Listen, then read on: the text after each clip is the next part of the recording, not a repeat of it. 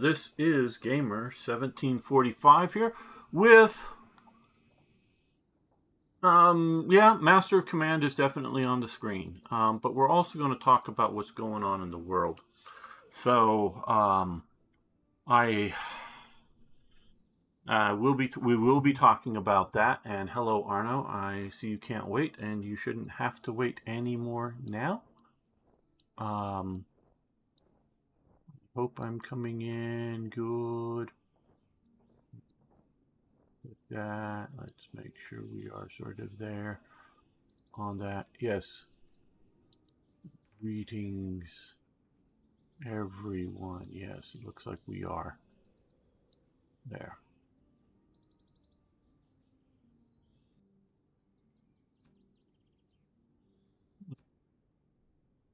Let's click here. I'm going to give people a few minutes to arrive.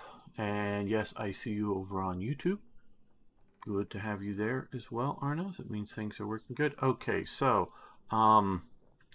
like as if you've been following my earlier play of this game, and generally I am a firepower player, so I like that heavily. Only has positives. Strict, do we want veterancy gain quickly? It could be useful, yes. Morale down though. And I would go with realistic potential. Cover effectiveness and reduce in charge. But you're not going to charge much. But I guess I don't know the mechanics of this game well enough to know cover effectiveness. Meaning, if you have no cover, does that help you? Probably not, as opposed to just giving you 15% cover like in an open field. I do understand that there is cover behind walls and in the woods and things like that. So we're going to go with that because, like I say, I'm a firepower player and I only see positives, and it's something that I know I'm going to use.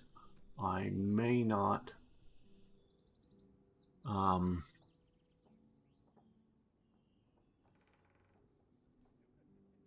charge a lot. I may not. I want to upgrade here. You can upgrade this to Prussian veteran musketeers, to Prussian lifeguards eventually. That seems like a reasonable. And we can click here and go.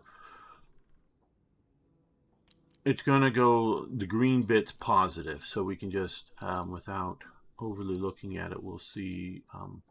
Sometimes you'll go with it will reduce the size of the unit or something for types or capabilities. Jemnuska, good morning. Yes, it is morning for me.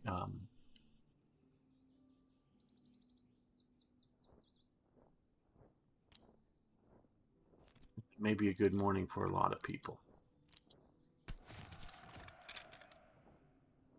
Because Venezuela is about, there may be starting to be afternoon there in Venezuela. I am going to talk about that. But giving people time to go up, because they may be sort of kind of used to me being here at this time, but Russian Fusiliers. Okay, I think we will grab this as well.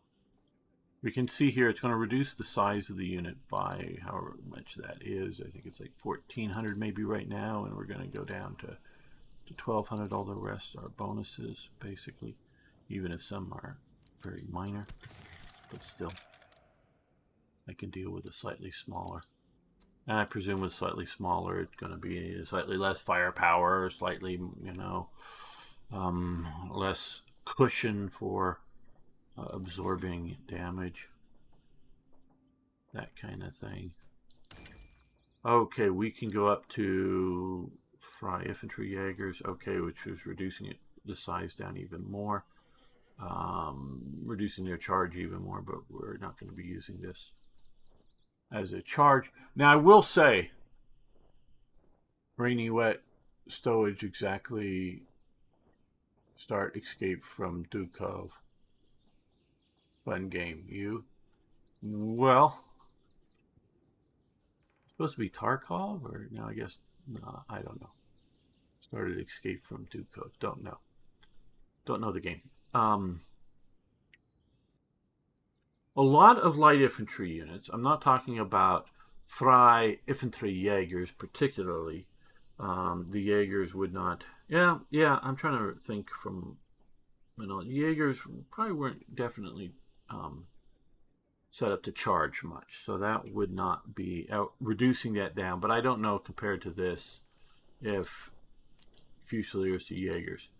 What, let's see, melee, charge melee, stamina, move speed, reload. Now, what I would say, here we go, gamer, am I late for, no, Altar Antics, not yet. I'm playing a little bit of the game.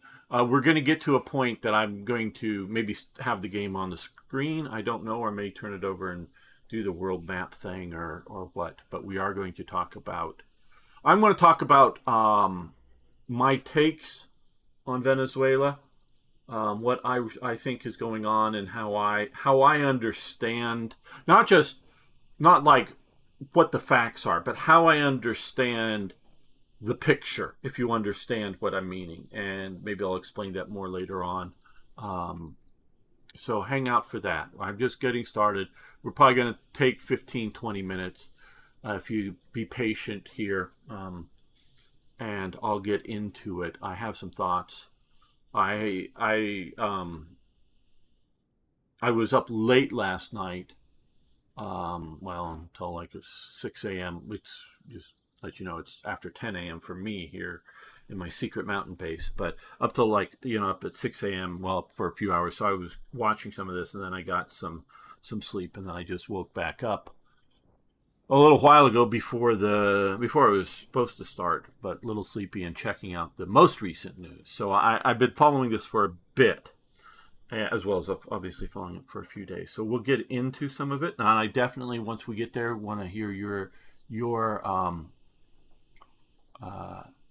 views on all this, because your views are valid. I'm not talking your facts. I'm not a leftist.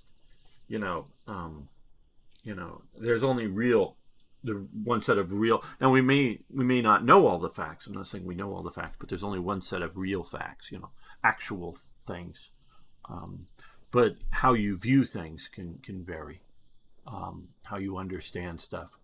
Are the Prussians going to invade Venezuela? Well, I don't think. Were the Prussians at war with Spain in the 7 Years' War? I don't know the 7 Years' War well enough. 1 a.m. for you, okay. Altair, good to know that. But we'll get there. Give it a few more minutes, and we'll get to this. But okay. Obviously, we're playing the Prussians here, but I'm taking this from what I know of what we'll call German units at the time, which I have just background on this. I have studied this period in history a lot. Not, and I just what about the 7 Years' War? But I'll explain here. I studied the Jacobite Rising of 1745. Oh, maybe recognize the number is in my name. That's 1745. I have done original source material research. Looked at 18th century documents, trying to read the copperplate handwriting. Because documents, certainly they printed broadsheets and books and whatnot, with typesetting. But most of the original source documents are handwritten, and man, they used to write a lot different than we write today. So it's trying to understand that is something. So I've done that specifically around Scotland, but there were Hessians that were brought as mercenary, state mercenaries to the Jacobite Rising of 1745. So Hessians were very much a thing in 1745, and I've studied and read a bunch of books as well. Now this is more reading books, published works of the American Revolution, and then later books on the Napoleonic Wars, in which, of course, Hessians and other German units, including Austrians, were around.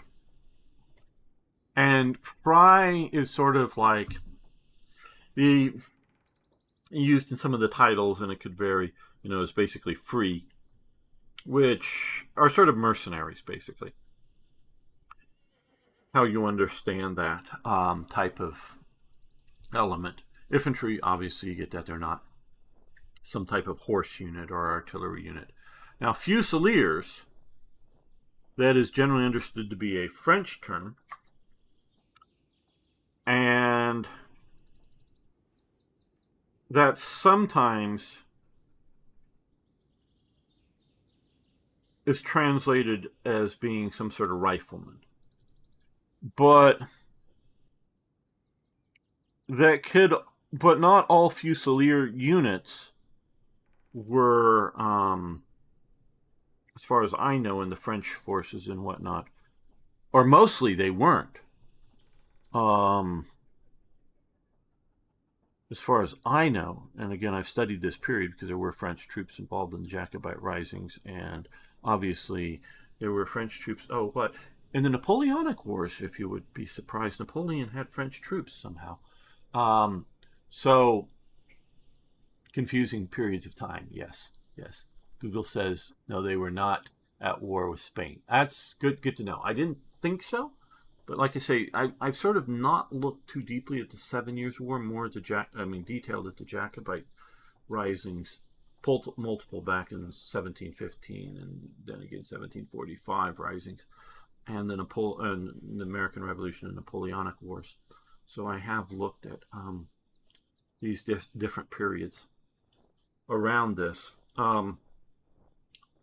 But more, I would say, I don't, because like we talked, I think it was last time, about grenadiers and how they, in the 17th century, mostly had grenades, and mostly in the 18th century, they did not, and only use, they may, or any troops might have used grenades in the 18th century, but only in special circumstances, particularly sieges, either defending or attacking. We also talked about cavalry type units, how names stuck around that sometimes sort of indicated things about the different types of horse units, but weren't necessarily reliable.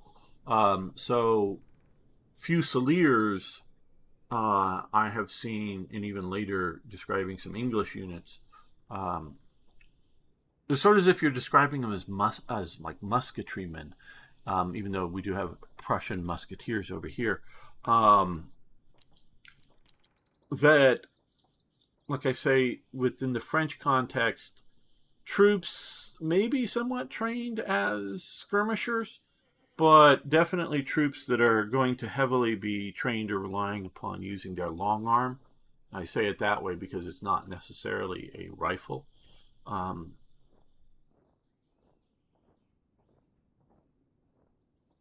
Because the real sort of more proper, air quotes, description would be a rifled musket. So all our muskets, some are rifled to distinguish the rifles from the muskets. They just drop the first word because it's understood. Obviously, there could be a rifled carbine, which is a shortened weapon. Now, my understanding and use for Jaeger is hunter. And Jaeger units, generally speaking, I don't know if absolute, but generally speaking, are using a rifle of some sort, which would generally be, again, understood as a rifled musket.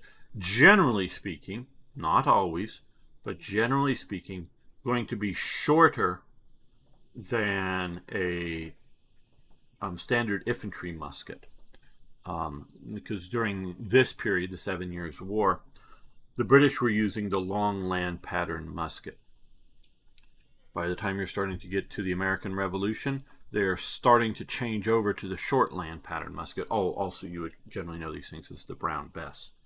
But now America, Pennsylvania long rifles, we often call them Kentucky long rifles because that's sort of coming about, but Kentucky's way off over it at this time period. Not even a really. I mean, it's an area that's Indian occupied by the American Revolution. Kentucky is sort of one of the contested ideas that Americans wanted to go into, expand into it. And I don't mean Americans as in national Americans. I mean Americans as British colonials, but Americans wanted to expand into it, where the British were like, oh shit, we can't control that area. We have treaties with the Indians. If you go up and stir up trouble, we can have wars with the Indians. No. And it's partially a control thing, I believe, too, because keeping areas that we can control. And there's still expansion areas and areas that we control. Don't go off into the wilderness and stir up trouble. And so Kentucky really wasn't, any sort of established area. But it was sort of the Pennsylvania long rifle, which is a rifle that's long, basically could be longer than an infantry musket, not generally by much, if at all. That's why I say generally the Jaegers or the rifles were the sort of the German Jaegers, which were generally shorter than the infantry muskets. So the thing I would disagree here is the reload speed improving. I am taking here to be difference. Again, I don't know how they are looking at this with the game developers, but I would take this as fry infantry, sort of mercenary infantry that are skirmishers, fusiliers using smooth bores. And they definitely had smooth bore skirmisher types. That definitely existed. A lot of these units, including some of the Jaeger types, were also trained to operate as if they are tight-bodied, tight formation. They could form up and move around and act as if these other type of units. So if they were marching along the road, of course they would march like everybody else. The other units in the army. If they're moving across the field and there's enemy cavalry, they could either stay in line and blast them, or form a square. Or whether it's a rally square, which is sort of a block of solid block of troops, or a hollow square, four equal portions facing out. Because I say that way because it could be companies or battalions or whatever. So they could operate, and definitely did, as circumstances may dictate, operate like your standard line units. And they either carried bayonets, not all Jaegers did, but they could carry bayonets, or they would at least be carrying what in the English terms would be a hanger, which is sort of a short hunting sword, or both. A lot of the units carried both hangers and bayonets at this time period. It's once you start getting more into the Napoleonic Wars, you really start to see the mass not using in some armies of hangers. So I agree with increasing your accuracy, but I would maybe do it more so and not increase, maybe even decrease reload speed between these kind of things. So that's what we'll do. So we'll improve these guys. So there we go. Okay. Don't know if Arno's back yet, but let's get to what's going on in the world.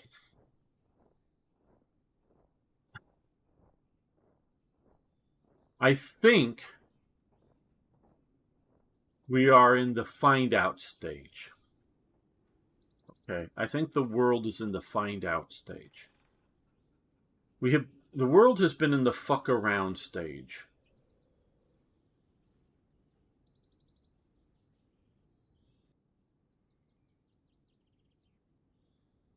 There are not always clean lines between periods in history.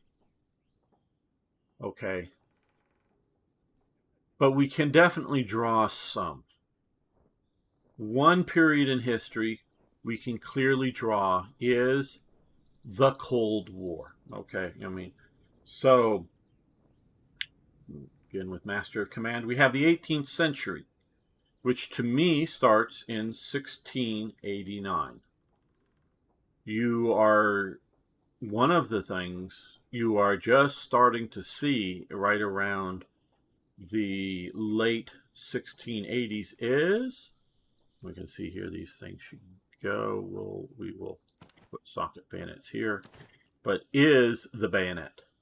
Starting out, as I've talked about, as a plugged bayonet, which is, again, it plugs the barrel. It doesn't have a socket on it, but fairly quickly. By about 1715, all major Western armies are using socket bayonets. I'm sure you can find exceptions to it, either in particular units or in... we have a Jaeger rifle here by any chance? Okay, let's reload speed. That would, we did increase our reload speed, but okay. Accuracy 19.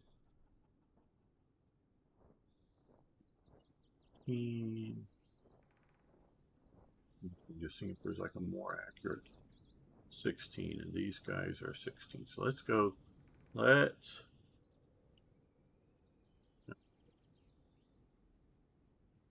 that 30 range, 120. So let's go with this. We're moving them. Okay, so and the 18th century. Oh, and of course, one of the elements there in 1688, the Stuart monarchy is overthrown, or one branch of it is overthrown, and a Stuart, basically the daughter of the Stuart king, is put in as the monarch with her husband as co-equal monarchs. And that would be William III of Orange, the Dutchman, and Mary, the daughter of the king. There are many reasons, though religion is a major one of them. And particularly why this happens is because there is a Catholic king on a Protestant throne of England. Then the Catholic king is definitely in his like top level members of government is definitely favoring Catholics, but is not at least currently at the time, and he never has a chance even if he would have, is not trying to impose Catholicism on Britain. Very much not so, but like he is favoring in court appointments, to like Minister of Foreign Affairs and whatnot, favoring Catholics. He with his second wife, his first wife has died. His second, not divorced or something. His second wife, he's had a son. So before, his two eldest daughters were both Protestants and both queens, one being Queen Mary of the Netherlands, and the other being Queen Anne of Denmark. But both his daughters that had married foreign monarchs. So it now looked like there was going to be a Catholic succession, and not just wait for the father to die and then have a Protestant monarch.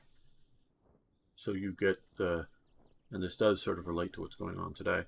You get the sort of fall of the main line of the Stuarts, and you have the daughters. But basically, I mean, although she does have power, it's basically her husband, William. And when Mary dies, William continues on as king solely. And then he dies. And then you get Queen Anne. She comes over. George, King of Denmark, her husband, is not at all in any way enthroned as any sort of ruler or anything in Britain. So for Britain, he is a non-entity. She is ruling, not him. So, hello, cool, clever stone. How you doing? So, that is some of the reasons it starts the 18th century in 1689, both technological, things like the bayonet, fashion. We're starting to see proto-elements of the tricorn hat and similar sorts of things in 1689, both military and civilian. The end of the 18th century is, of course, for me it is 1689 with the French Revolution. Then you have the French Revolution and Napoleonic era of 1788 to 1815, the end of Napoleon. Then you have the 18th century from 1815 to 1914, the beginning of World War I. The 20th century starts again in 1914.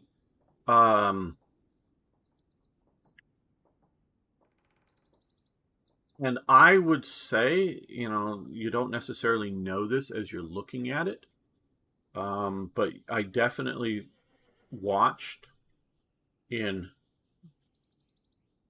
1989. 89 shows up very often here now, doesn't it? 1689, 1789, 1989, the fall of the Eastern Bloc. Probably, you could have the World Wars era. You could call it that, from 1914 to 1945. That's maybe a very, very, very valid period instead of calling it the 20th century, as a historical period, as opposed to just things on calendars. Could call it that, and maybe we should call it the World Wars period. And then you have the Cold War. Now, do you put the Cold War and the World Wars together? Not a bad thing to do. But you do have the big change, of course, is large nuclear armaments. Not just, we have a bomb or two like in World War II for the Americans, but large nuclear inventories that are... I don't know whether you would call the British and the French nuclear arsenals large, but they are multiple. It's not just, we have 3 nuclear missiles or something. You've got nuclear weapons programs there. I don't really know how many British nuclear or French nuclear weapons right now they have compared to somebody, say, like North Korea or Pakistan or India. And then how effective, not just how big of, and we'll get to what's going on in the world. Okay, Arno's back. Good to know. We are, like I say, we are sort of in the, I would go, find out stage in history right now. But we'll get, Gamer likes to explain these things. So the big change is, and we sort of have a nuclear peace. We have wars. Lots of people die in Vietnam. Lots of people die in Afghanistan, both during the Soviet occupation and then during the Taliban rule, there was lots of dying there. It wasn't peaceful. It wasn't like, hey, it was and it wasn't terribly violent, but it wasn't super peaceful before the Soviets show up. It definitely gets more violent with the Soviets show up. And when the Soviets leave, it doesn't turn out to be peace. It turns out to be civil war in Afghanistan. And then you have the American occupation, which people die in it. But we're not seeing, well, we definitely see whether it's Stalin and even later Soviet leaders are nowhere nearly as bad as Stalin, but you do see a lot of people dying there. And of course, you see the mass horrific amounts of death under the Maoist governments. Whether Mao is always in charge is another thing while Mao's alive in China, or horrific deaths as a percentage. Now, just like, 1/3, it's 1/3 of the population about dies in Cambodia under the Khmer Rouge under Pol Pot. But it's just like, what, 2-3 million people die there. There's just, a lot fewer people controlled. So there's lots of, millions of people dying in just in Cambodia after the war ends. You get that happening just in Cambodia. So yeah, there are people violently dying in Cambodia, in China, in Korea. But you're not getting grand scale wars, and you are mostly stabilizing, fixing the map. So you don't have borders changing a lot.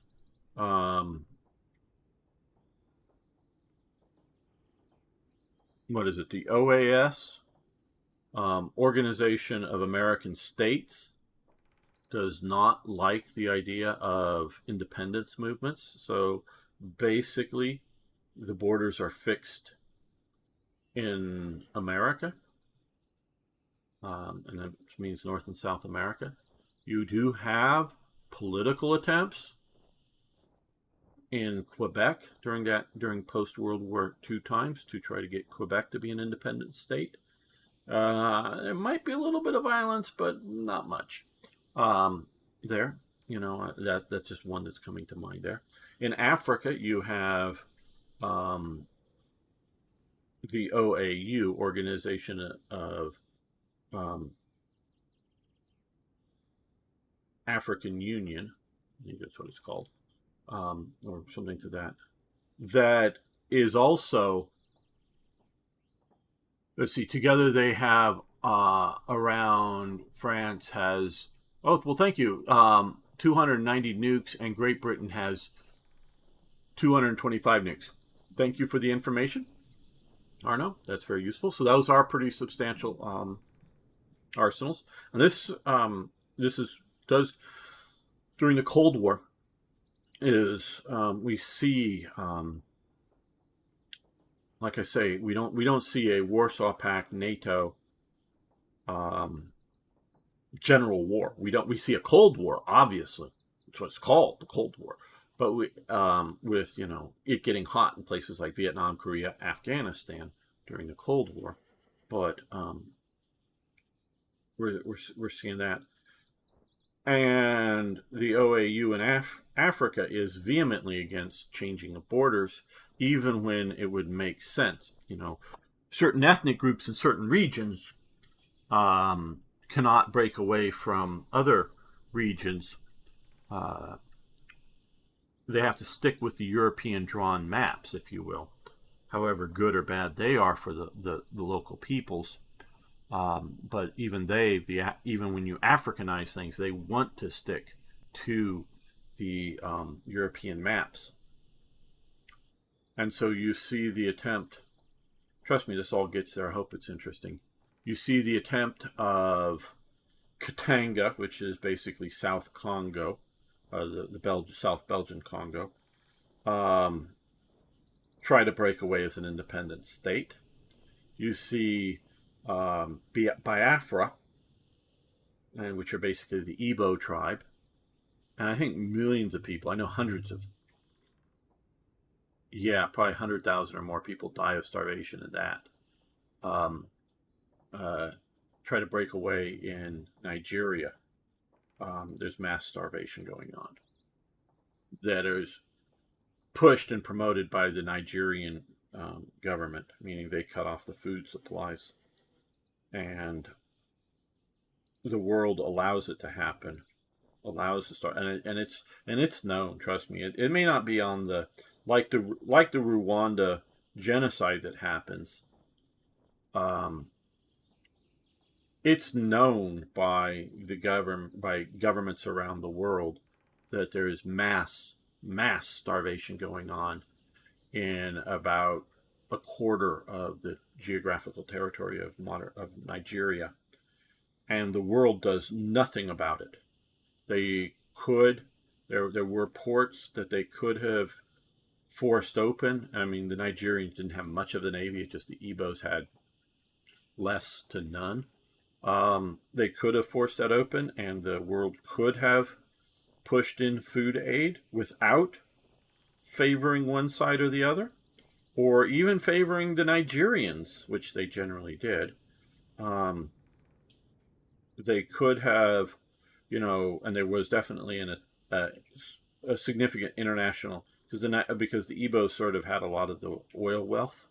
That's one of the reasons, not the only, but one of the reasons the Nigerian government did not want to see Biafra go independent, because they happen to control some of the most, I don't know if all, but some of the significant oil, bearing fields in Nigeria. And they could have bought much more weapons, but there was a both local blockade about bringing them in, and generally the governments in the West and the East, because various reasons, the Igbo were not pro-communist. Probably why they failed. Had they been pro-communist, they might have won.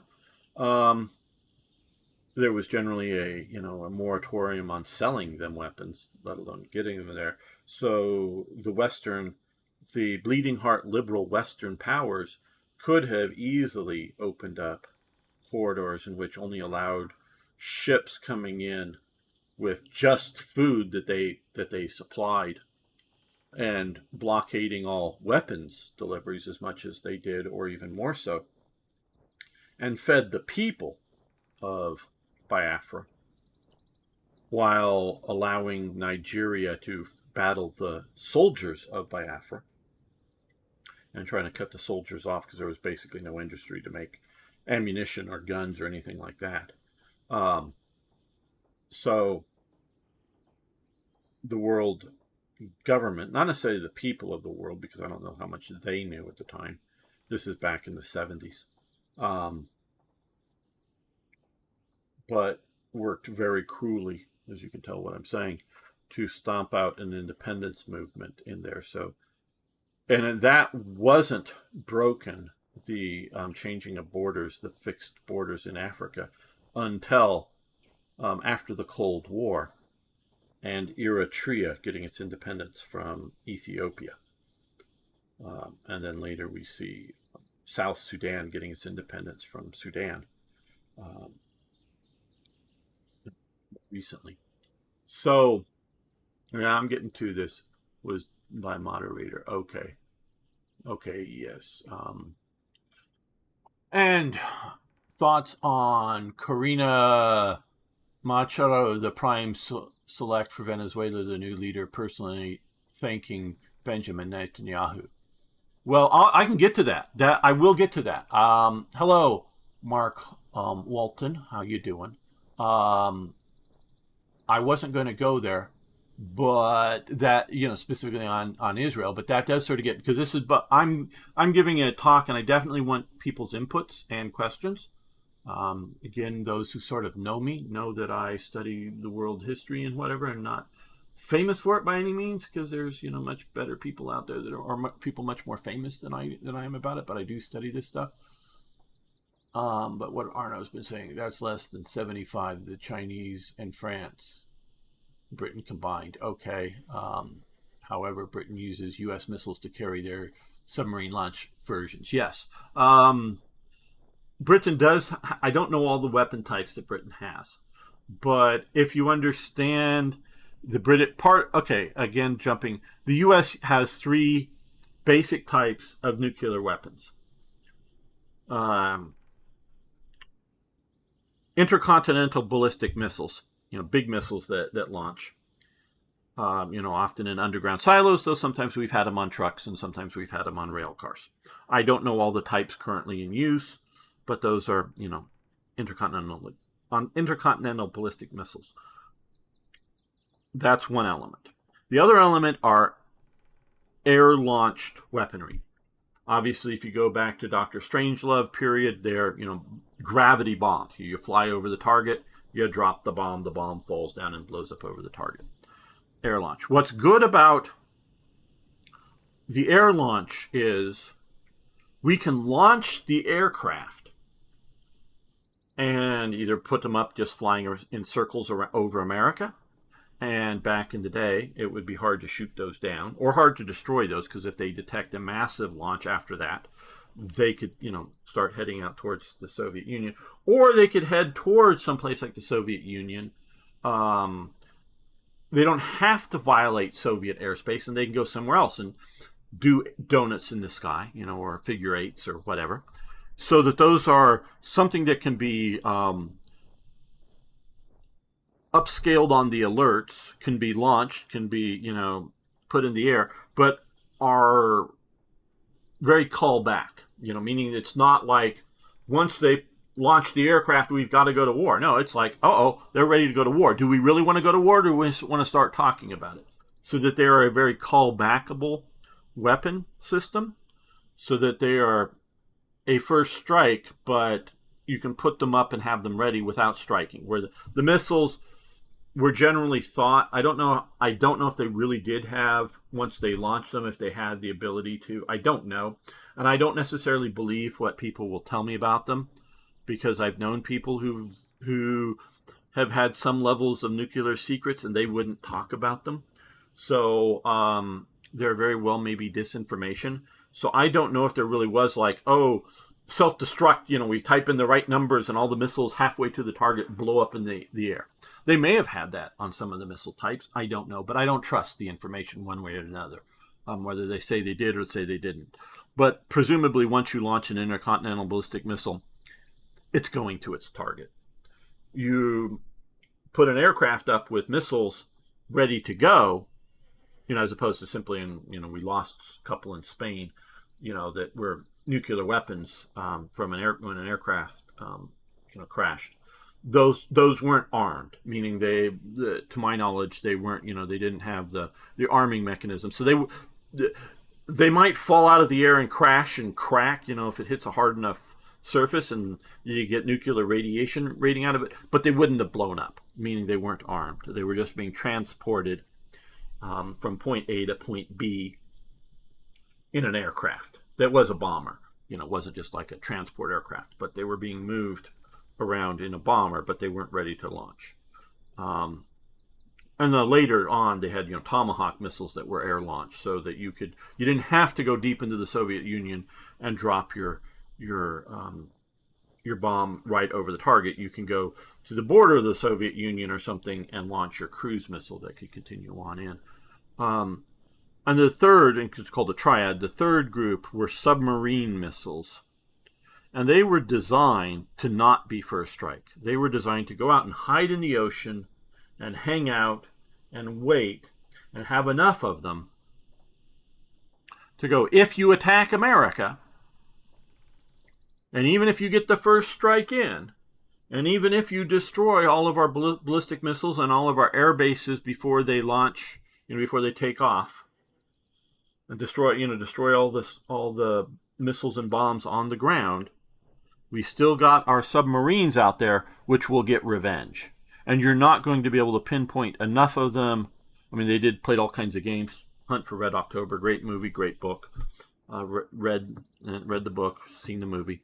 There was definitely attempts to track and monitor for both sides all of these nuclear missile submarines. They were sort of like, hey, you can't sink all these, so even if you think your first strike will work and you'll win that, we'll get revenge on you. And it created stability. All of this created stability. Now, so Britain, get to that point, maintaining a nuclear program is expensive. Very few countries really do so in a mature sense. And I don't know how good modern, and I don't mean that there's, because you can look at the Armata tanks of Russia. How many are there? Like 20, 30, 12? I don't know. And how many of them are running? Maybe all of them. None of them have been seen, to my knowledge, but maybe a few of them have been seen, but not really used much in Ukraine. So the mere fact that the Russians, whether Soviet Russians or modern Russians, but particularly modern Russians, mere fact that they have an advanced weapon does not mean they have many of the advanced weapons. But maintaining a nuclear program is expensive. Obviously, only 2 nations in Europe maintain any sort of a nuclear program, but to maintain a well-rounded nuclear program is very expensive. And basically, as we're seeing, mostly Europe cannot afford it because they afford free health care and any amounts of money for refugees and other things, and free stuff for their people. Especially if you're French, work is just a suggestion. Once you get a job, you may show up, you may not show up. You want to go protest or riot for a few weeks, no problem. Your job is safe and secure, whether you've been there or not. When you have a society like that, you can't necessarily afford national defense. So Britain does build and own and develop its own nuclear explosion devices. They do not build and develop, do the research and development of their own submarine-launched missiles. And the U.S. is not selling any missiles that are submarine launched, but they will lease them to you. So Britain's missiles are leased from America. We own them. The U.S. owns the missiles. Now, if we go to war with Britain tomorrow, well, obviously, Britain won't turn them over to us. But if tomorrow Trump goes, we don't like what you're doing, Keir Starmer, you're doing too much, oppression of your people, which is, we've basically said that, over, if you say naughty words on the internet, you go to prison. We can literally tomorrow say, send all of your submarines back to the USA, because they all have to come here to get them loaded. Send them back to the USA right now, because get them all sent over here, and we're going to draw all your missiles. We'll let you take your bombs back, the explosive part, but we're taking all of your missiles out of all of your submarines. Good luck defending your nation. Have a nice day. We could do that literally tomorrow, and as fast as, because Britain will not want to piss off, I'm not even suggesting we're going to war, but Britain does not want to, economic sanctions and other bad things happening to them. Again, not violent things, but other things happening. The Tridents. Hello, Repeat. How you doing? So, we control Britain's submarine-launched missiles. I don't know of the other things. And hello, PJK. How you doing? Hello, gamer. Do you love the U.S. Delta Force as much as I do? Have a nice stream. Thank you. Yes, I do love Delta Force. I am glad that Delta Force capture them. The SEALs have been getting a lot of headlines. I think the SEALs are super cool. I mean, I've just vaguely known a few over the years, but they get all the headlines. It's good that Delta Force is the ones that got Maduro. So, to get back to it, we've had nuclear peace and nuclear stability. Well, with the fall of the Cold War, we sort of had the world for roughly 10 years. We sort of kind of had the world go, what now? What are the rules? Okay. Now, one thing you need to understand about the Cold War is the Marshall Plan. And that comes from the idea that we had entered a bipolar, meaning two, world hegemons. And how do you get people to be on your side? And what one of the things, not the only thing, but one of the things the U.S. decided to do was offer economic uh,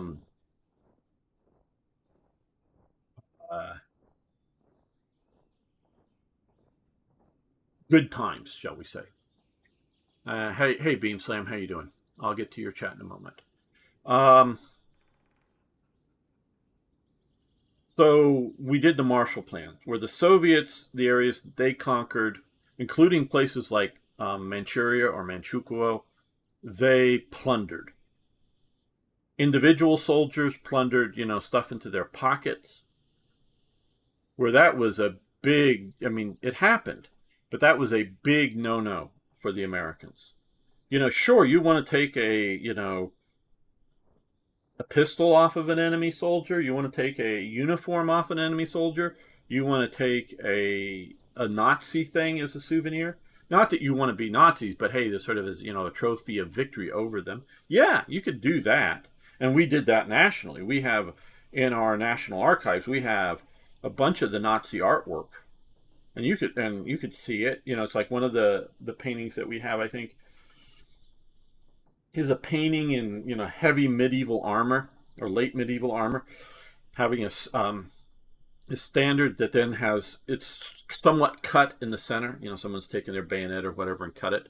We still have that. We didn't destroy it. We still have all that in our national archives, and for and it belongs to the American people. Meaning, if I wanted to use it for like a documentary or something, I get to use it for free.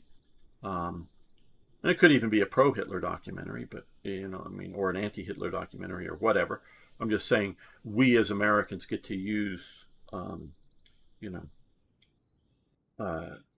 that stuff. So we did plunder specifically Nazi stuff, but obviously, as you look at Monuments Men, the movie, and all that stuff, how we actively returned, including to the German people, not pre-Nazi artworks, both national things like pictures of Bismarck or somebody, paintings or whatever, or modern art, or other things that the Nazis may or may not have confiscated, but we returned that. We did not, to my knowledge, plunder anything that was pre-Nazi from Germany. We might have, but I don't think, as a government policy, definitely there's cases of individual soldiers plundering, stealing, silver or whatever, from homes and things. But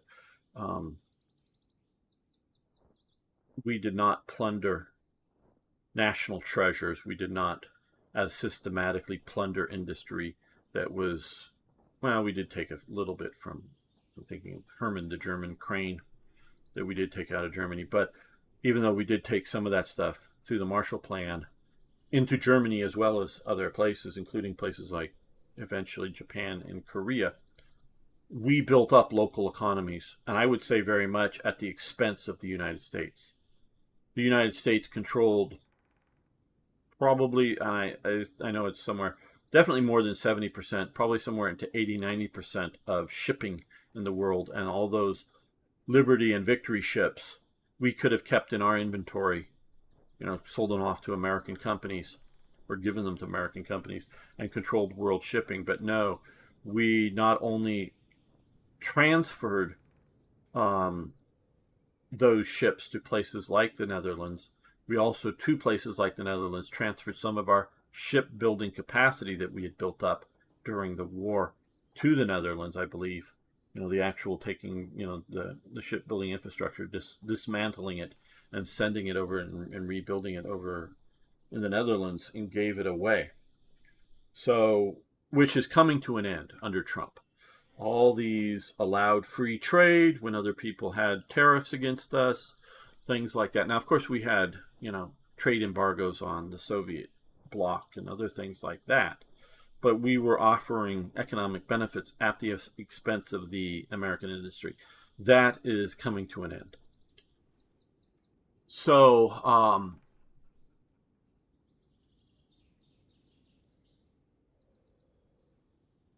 we we see these plans of the Cold War and how post Cold War, meaning post the fall of the Soviet Union, and then we see and we can look back in '78, that particularly with Iran, which is a big topic right now today because they're having a revolution right now, I would say, in Iran. Now, that doesn't mean it's going to be successful, but I think it's more than just a demonstration. I would call what's going on in Iran a revolution.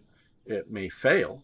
I'm not saying it's going to succeed, but we are seeing a revolution in Iran. But since the end of the Cold War, we've been seeing a fuck around stage. FAFO. We've been seeing a lot of fuck arounds. Definitely under Carter. Before Carter, the Democrats were national security hawks, meaning warlike. You see, particularly in Vietnam, starting out under Kennedy, then going to Lyndon Baines Johnson, LBJ, the Vietnam War. It is Nixon, the Republican, the evil, warlike Republican, is coming in and promising an end to the Vietnam War. So this is how the media lies to you and how your school lies to you. It was the Democrats that were fighting the Vietnam War, were pushing the Vietnam War. They were not the peace party. That's why 1968 Democratic National Convention, there's the peacenik leftists are battling the Democrat war leftists over the convention, literal physical battles, not gunfire. I don't think it's sort of before my time, but mobs battling each other, street mobs just around it. So it's not a revolution in the sense that it's not everywhere. It's just around the building. The Democrats were as much war hawks, if not more war hawks, than the Republicans at the time. And it really isn't until you get to Carter that you get the Democrats starting to become pro-Soviet, anti-American. And I would say modern Democrats are pro-left, world left, not just left in the American politics, but pro-socialist, pro-communist, anti-American in their policy stances. If you have a group of people that are anti-American in the world, the Democrats are pro them. And that is started under Carter in a real way. Anti-Western, if you will, as well. And you see it really come, somewhat under Clinton. You really see it under Obama. And Obama's third term is basically Biden. However much Obama himself may have been influencing what was going on, and we can talk about the auto pin, because you can look at the signatures of appointments, including one of our chief justices to the Supreme Court. It's signed, the official document is signed by an auto pin. Now, maybe Biden was like, damn, my hand's shaky, I want this to look good. And maybe he was standing there pressing the button so that auto pin did it literally under his command. Or he may not have been even aware that the document was being signed at the time. I do not know. If anybody thinks that Biden right now is under a good mental state, I've got a bridge to sell you in Brooklyn and in California, in San Francisco, and a few other bridges I'll sell you, if you believe that he's under a mentally good state right now. You may like his policies, but he is not under a mentally good state. And most of the people around Biden were part of Obama's crew, if you will, however you want to say that. So Obama's third term is basically Biden. So we see, and somebody like Obama may say he loves America, but he's anti-American. His father was a Kenyan.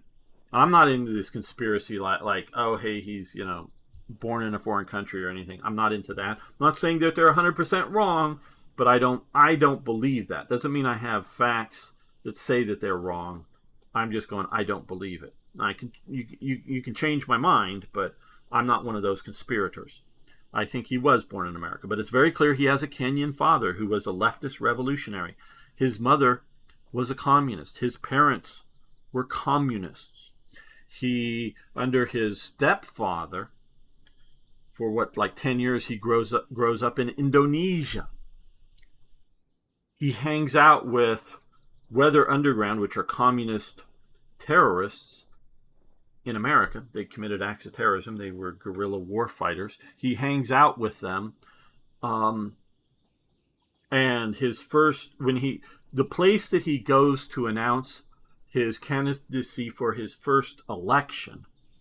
Okay. So it's not like, oh, hey, I happen to like this guy. He's cool and interesting to talk to.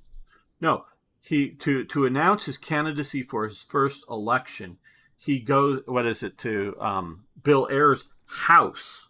He's a member of the Weather Underground who spent time in prison for being a member of the Weather Underground and I think killing somebody. A bomb goes off in a night guard, or I don't know the details, doesn't matter. But he goes at his house.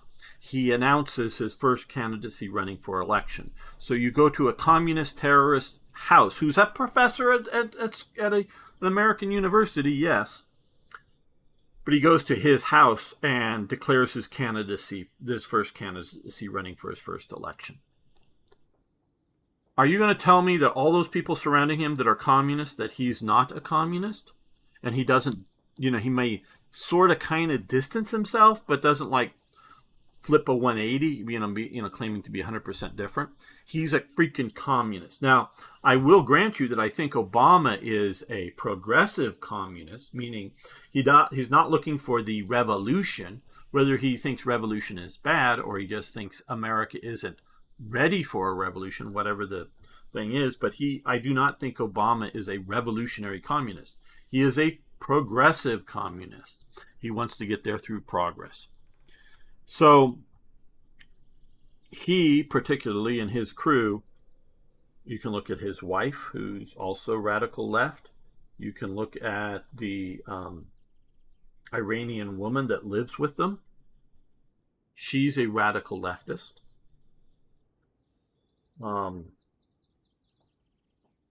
So they are anti-American.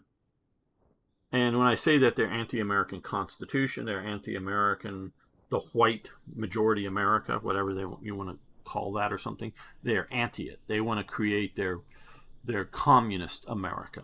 They may like what they don't like what currently is America. They are anti what is currently America. So they, in one fashion or another, keep anti-American groups alive around the world, including Iran. Yeah, we're getting to Iran, part of the world, what's going on right now today. And so the world has been fucking around. Nations without a nuclear shield, Iran, has been doing things that are, fucking around. And America, yeah, to some degree under Bush, but definitely under Trump, has had enough of it. Now, the first Trump presidency was hobbled, had their legs. The game says Fry Infantry Jaegers. Infantry is not German. Yeah, you're right, but the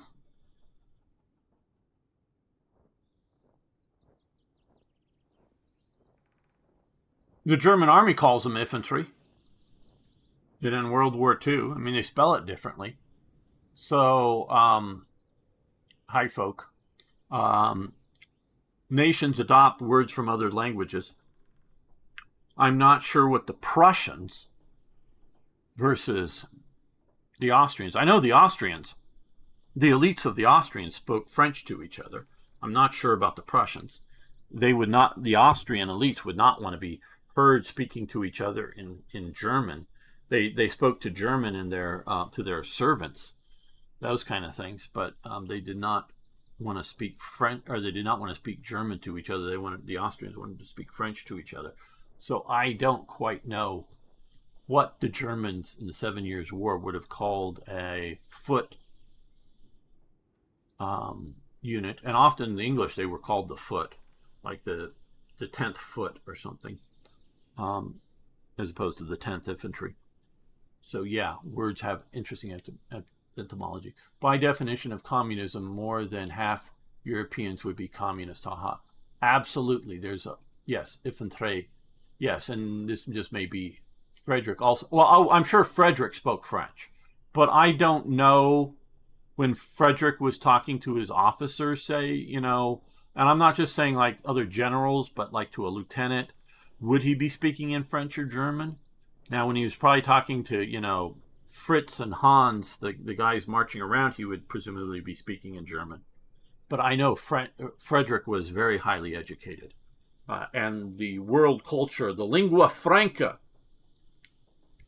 to use the French words, was French at the time. It's been surpassed. And most international treaties and documents were in French at the time.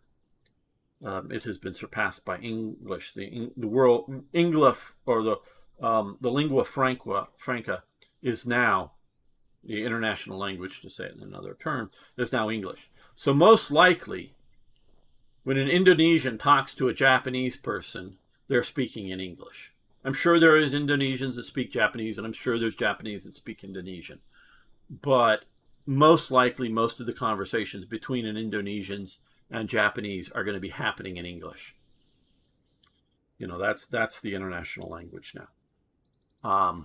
Like in Europe, it was French, not English, not German, not Spanish. It was French back then. The Russian elites, the Tsarist elites, were also, spoke French.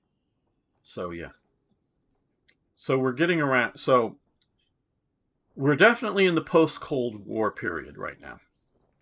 And like I was saying, Trump was hobbled by Obama, the Russiagate, and other sort of things that were created fabrications, lies that came from our establishment, including like the CIA and the FBI, and senators and congressmen had trusted them. So if the CIA or FBI is coming in and briefing some senators or congressmen about these things, they just believed it. So they were, oh shit, is Trump really a fifth columnist for Russia? Oh my fucking God. What do and so Trump in his first term was hobbled. It has been a blessing for Trump to lose his second election, because had he won it, he would have still been hobbled. But now that we've seen and are uncovering the level of corruption, not necessarily for stacks of cash, but ideological corruption in the U.S. government has being exposed. And we're seeing that today as well, where you have governors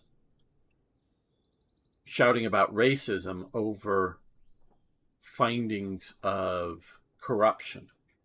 Not going, oh shit, there's corruption? We should get, we like all these programs for refugees, children to have daycare. We love the program, but we've got to get rid of the corruption.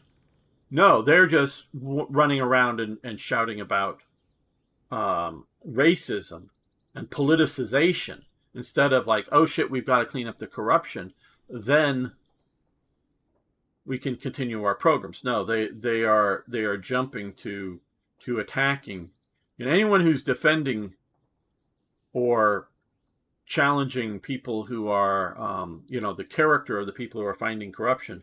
Those are the ones that are doing the corruption. Again, they may not be getting, trunk loads of, or suitcases loads of cash somewhere. It just may be corruption for their ideology, corruption to keep them in power. But it is corruption. So we are exposing the levels of corruption in America. And I think some people are exposing levels of corruption in other parts of the world as well. So we're in the find out stage. Trump now has the backing of the majority, maybe just by one or whatever, of senators, and definitely a small majority, but a majority of the House of Representatives. He is looking to win a larger majority in the Senate this coming year, in the elections this year, and probably bucking the trend and maintaining and maybe even expanding a majority in the House of Representatives, exposing of corruption, and Democrats defending the anti-American positions. And Americans who are sort of in the middle, who do sort of pay attention, are realizing, why are there not demonstrations? They don't have to be protests as in like against government action. Why aren't there demonstrations, mass demonstrations by average Americans, not just Iranian Americans or something, but demonstrations in support of the people of Iran in America, or in the West, generally speaking, mass demonstrations. And that's because the people that organize demonstrations are anti-American. If your group is somehow anti-American, they will mobilize through the media, through actions. They will mobilize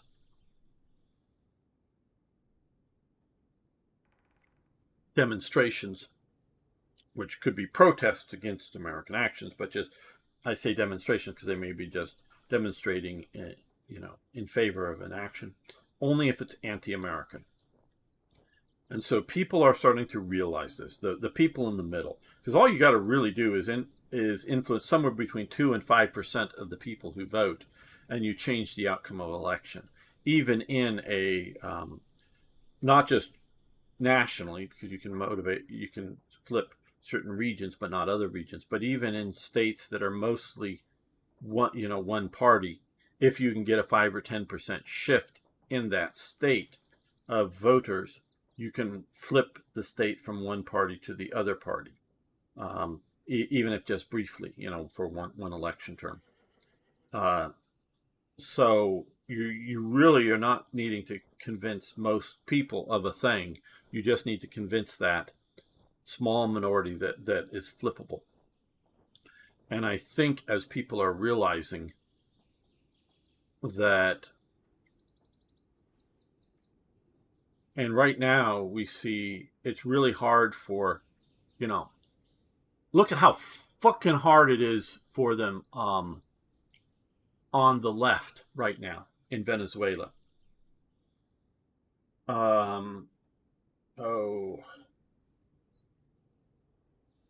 The communist MP, Galway or whatever,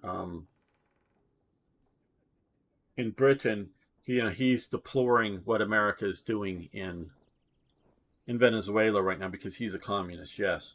But you even see Keir Starmer's going, we're monitoring the situation very carefully and trying to figure out what's going on. So he is not condemning the U.S. action in Venezuela. And I will be very disappointed if the U.S. troops occupy Venezuela.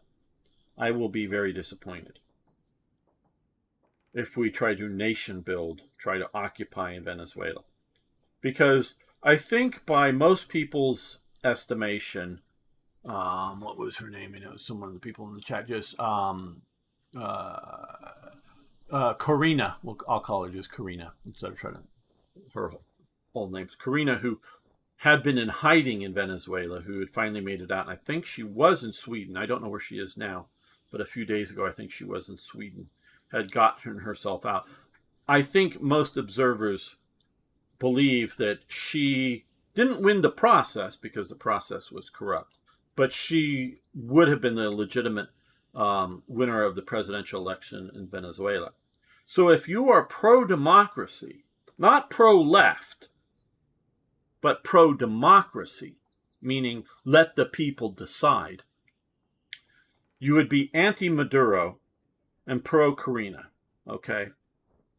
and any actions reasonable. You can discuss what a reasonable action is.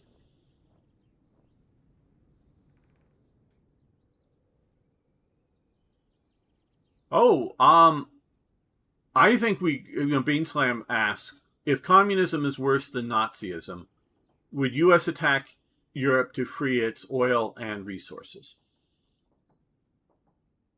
Okay.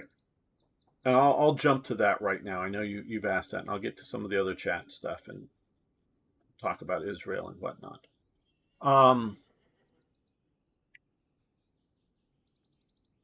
The U.S. would not have gone to war with Nazi Germany, even if it knew it was killing all the Jews and other people, if Nazi Germany was not actively expansionistic. Meaning if it was just doing itself, if it got up to, didn't take Czechoslovakia, just took the Sudetenland, and it just maybe had a war or just took the Danzig corridor. Not taking Poland, even if it fought a war with Poland, but it signed a peace treaty that allowed Poland to sort of become independent, be independent, but just take territory off it. And if it was just doing Germany, reoccupying the Rhineland, and even if it was openly doing the camps and those kind of things, I am still a little worried about YouTube and other monetization, the words I'm using, little worried. And hello, Darius, how you doing? So if it was just killing its own people, and maybe, like in Spain, sending a small legion to help out and sending aid to the nationalists and that kind of, doing small things like that, the U.S. would not have gone to war with Nazis. Okay. The U.S. did not go to war with the Soviet Union when it did not have nuclear weapons.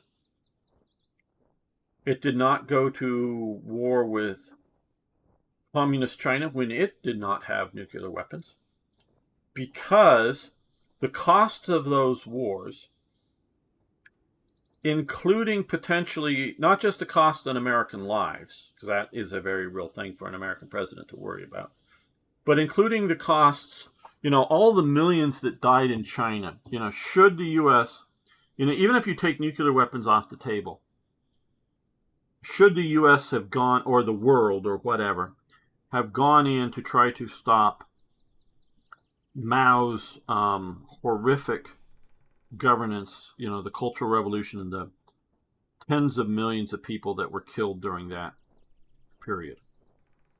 Well, how many people would have died during that invasion? Could the communists have sold to the Chinese people, like I would say the communists are doing now, a nationalistic defense that they would have burrowed in and we would have been digging them out block by block, Stalingrad by Stalingrad, Chinese cities, as the Chinese people resisted their liberation? Now, maybe we could have made it look like nationalists liberating, at that stage, communist China, keeping a nationalist face on it, and we're just supporting them.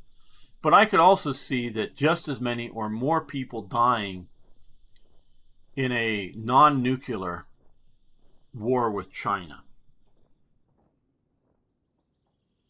So do I realistically see if Spain, who has a very leftist government right now, or if Britain were to have a communist revolution or whatever, even maybe a communist king, the king, I live in a few rooms in a palace, but the palace belongs to the people, and we're not burning it down or selling off the treasures. They're national treasures, but the king comes out in favor of communism, for the people, and he, like I say, just lives modestly, in a few rooms in one of the palaces, but otherwise is living like the rest of the people.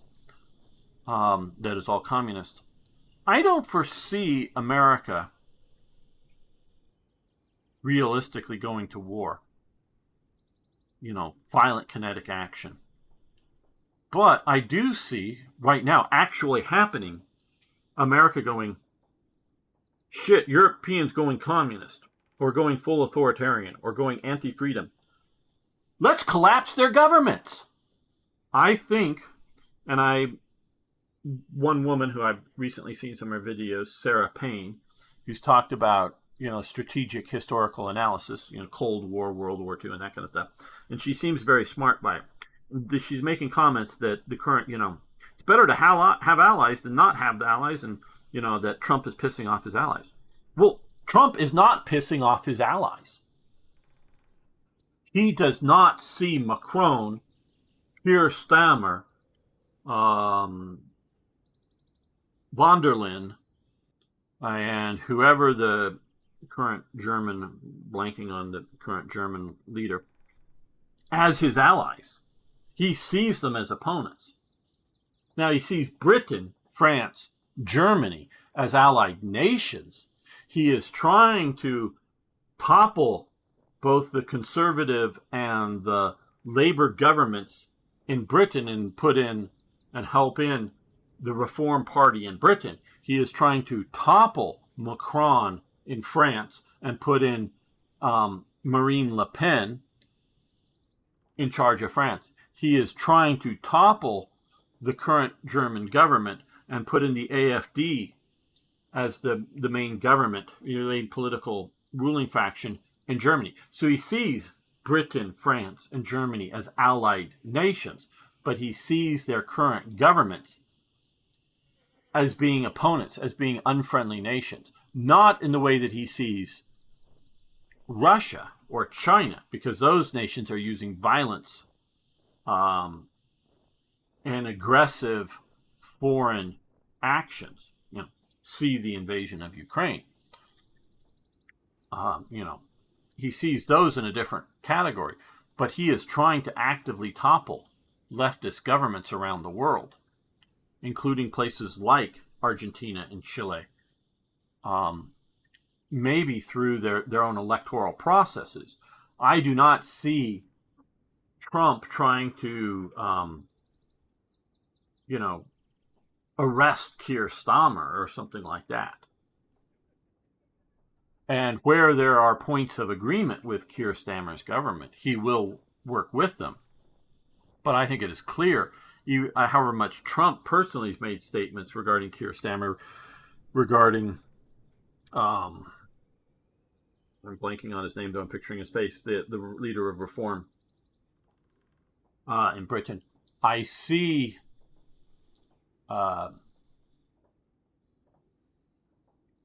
him trying to promote him up in the next, however much he says personally, but we see J.D. Vance, the vice president, making very clear and unambiguous statements in support of these factions against the current governments. So yes, where there is agreement, I don't know, on China policy or something, trying to keep China from expanding, Trump will work with these governments and the current leadership in those governments.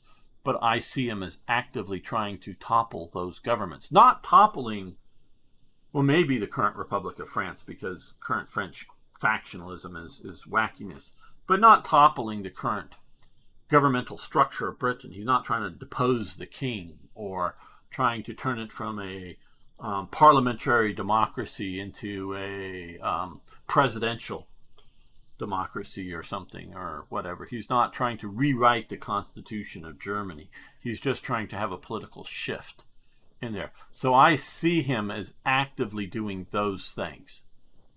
Okay, so he is not trying to work against what he sees as allies in those governments. He is, and yes, a very base move from Donald Trump. And we will see how this works out. So the left, the media left, the government left, is having really big trouble with Venezuela. Because if you believe in the expression of the people through a democratic process, whether you want to call that a democracy or not, I personally am not in favor of democracies. That doesn't mean I want a dictatorship, because that's arbitrary government at the whims of an individual. Whether that the whims of the individual are good and reasonable and necessary, that may be true. But they are that. They are not. I like a constitutional government that has a legal framework, that has protection for minorities. Maybe racial minorities, but definitely minorities as in people who... Farage, thank you, folk. Yeah, that's the name I was blanking on. Farage, Nigel Farage. Once I get that name, I can get that. But it could be just the losers in the election, protections for them, and including not allowing changes in policies. Because somebody like a governor like Hocha, governor of New York State, or the new Mandami, who I fully support because I think he's going to do a wonderful job in New York, showing how bad his policies are. He's going to do a wonderful job showing how bad his policies are. So I support him because I don't live in New York. I don't really care if New York burns, so long as New York is burning itself and not some foreigners attacking New York. We're going to watch him burn New York City down. And I actually think it's going to be a good thing that we watch him burn New York City down, because if everything is run by the Republicans and the left keeps shouting, they're doing terrible, and people going, yeah, man, things aren't great for me. So they might go to the left. But if they see the left actually run something here in America and see how to shit it goes, they'll go, oh, maybe what the Republicans are doing ain't good, but it's a hell of a lot better than what the other guys would do. The MAGA administration has primitive imperialistic outlooks on everyone but themselves. The reality is not all black and white. Well, of course, I'm saying the reality isn't black and white. I do not see... I can understand, because I know, and I know he's talked about it, so I know it's not a secret here. Beam Slam is from Denmark. I can see how he is supporting European colonialism, because he believes that his European nation should own American territory of... When I say American, I don't mean the United States. I mean America. North and South America. It's two continents.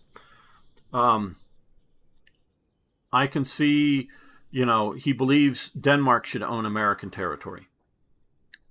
Greenland. Even if the local people don't want it. Denmark to rule, your European country to rule American territory.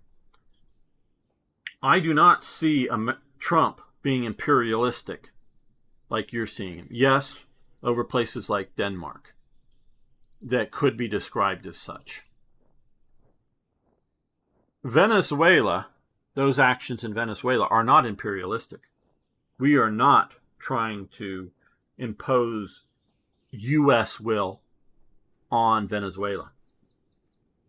Venezuela has been attacking the United States. Now, maybe fourth generational warfare, meaning they're not sending V-1 missiles, or they're not putting tanks on ships and trying to land them on American territory. But Venezuela, ever since Hugo Chavez gained power in Venezuela, he has been actively attacking the U.S. Okay?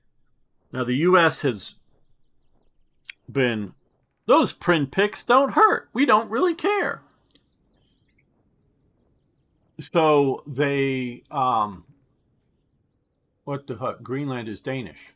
Greenland is on the American continent. I'm not talking America, what you're referring to as the United States of America, but Canada, Mexico, Venezuela, Argentina, Chile, Cuba, Jamaica, those are all America, okay? All of us are Americans. I know when I said that to a group that I was traveling with in Europe of Canadians, and we said, well, we're all Americans. And they all got huffy about it, because they too equated the term American with being a United States. But Canada, especially at that time, because this was in the late 80s, was mostly populated by Anglo people who had colonized Canada, alongside Anglo people colonizing the United States of America. Okay, they did it in slightly different ways, but we colonized and created these nations. So we are Americans in that we are not Europeans. We have European cultural and, in some cases, genetic roots to Europe, but we are not Europeans. We are Americans. And if you look at similarly in places like Argentina and Peru, you find Americans in that they are Spanish, or if in Brazil, Portuguese mostly, cases in which people have come from Brazil, come from Portugal and moved to Brazil and made that nation. So they are Americans. They are descendants of people who relatively recently, as in the last few hundred years, have colonized this and built this continent. Greenland is American in that sense. It's not necessarily United States, but it is American, meaning that it's a mix of pre-Columbian Americans, I like to call them that, and colonizers and their descendants from Denmark, in Greenland's case. And it built that. And so don't want to be in the Greenish people want to be in the Commonwealth. By no means they want to belong to the USA. I didn't necessarily say they want to belong to the USA, but Greenland cannot defend itself. Greenland does not have the monetary ability to defend itself. Meaning, if the United States isn't protecting Greenland, just about anybody on the planet could take it over. Okay? You know, if enough Somali pirates capture enough ships out at sea, they could all board ships and using a tanker or two fuel the ships, and enough Somalis could sail up to Greenland and land in Greenland and take over Greenland if they went. And Greenland cannot defend itself. Okay, I don't even know if Denmark could keep that from happening on its own. Now NATO, with the United States, they can defend it. So the U.S. is defending Greenland existence. Maybe Denmark could defend Greenland against some people. Obviously, it can't defend it against Russia. You know, if Russia wants to invade Denmark does not have on its own the ability to defend Greenland from Russia. I don't think Denmark has the ability to defend Greenland from Canada if Canada wanted to take it, let alone something like the U.S. Greenland cannot defend itself. It's like saying the Marshall Islands out in the Pacific, they're sovereign, and this is where we're getting in there is no land military Greenland. Hello, von Schweinhound. How you doing? Evening. Therefore, they have those legal agreements with the U.S. However, probably the future there where shit. That's what I'm talking about. We're in the find out phase. But like the Marshall Islands, they're a group of islands out in the Pacific. They only exist as an independent or pseudo-independent nation because the United States says so. Because those islands had belonged to Germany until World War I, and then belonged to Japan till the end of World War II. And because America is not inherently, we were definitely manifest destiny and definitely pushed across our continent. If you want to call that imperialism, fine, I'll agree that on the American continent, we are imperialistic. On the American continent, we are imperialistic. We do have designs on Canada. We tried to invade Canada in, I think it was 1774 during our American Revolution, or maybe 1775. I think 1775. And we got our butts kicked and driven out. It was a military invasion. We thought we would be welcomed with open arms to the local Canadians, and it was just the British occupiers. Nope, the local Canadians were pro-British. In the War of 1815, the main reason we went to war was because Britons were kidnapping, enslaving Americans. Some born in America, some born in Britain, but had immigrated sometimes before the American Revolution. So they spoke with a British accent. Sometimes some of them after the American Revolution, but they spoke with a British accent. They may have been born in Britain. Britain did not, even those that had immigrated to America while it was still a British colony, the 13 colonies, they were kidnapping them, and maybe even people they knew were just Americans, kidnapping them because the Royal Navy needed manpower, so they were enslaving them to the Royal Navy and whatnot. So they were enslaving Americans. The British were. Just a second here. I want to.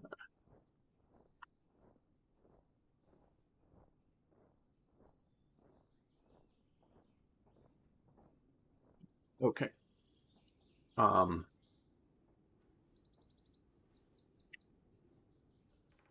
So the Americans went to war mainly in the War of the 1815 there. Well, no, 1812. That's what's called the War of 1812. I'm blanking on that. Now, yes, sorry, folks, I wasn't looking up at the chat. Thank you. The War of 1812.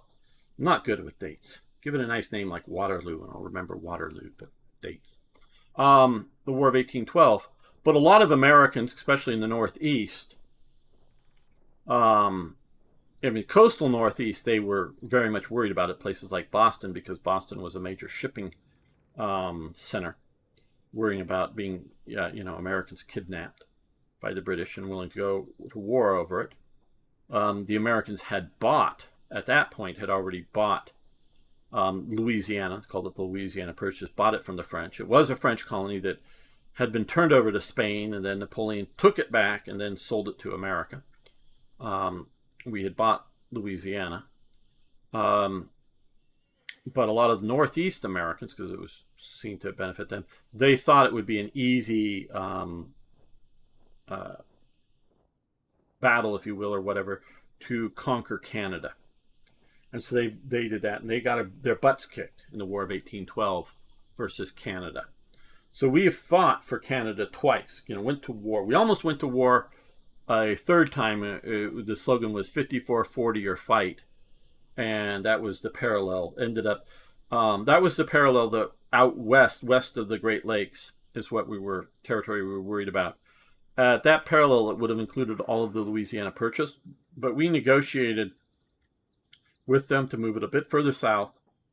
That way they could have British Columbia and what's the city there north of Seattle? Vancouver. They could have Vancouver Port.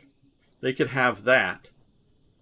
And they got some of the Louisiana Purchase and some of the territory that Britain had claimed and we had recognized as Britain territory did move a little bit more north to get that sort of straight parallel, roughly, line that you see between Canada and the U.S. currently. We almost went to war the third time over Canada, or over Canadian, where the border between, that was more, not some, because it was part of the British Empire. I don't think the U.S. thought if they were pushing for that war, thought that they were actually going to take all of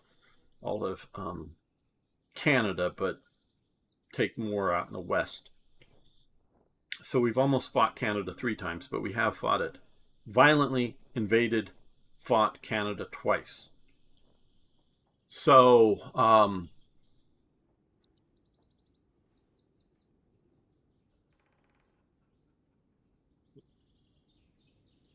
going up. Okay, here we go.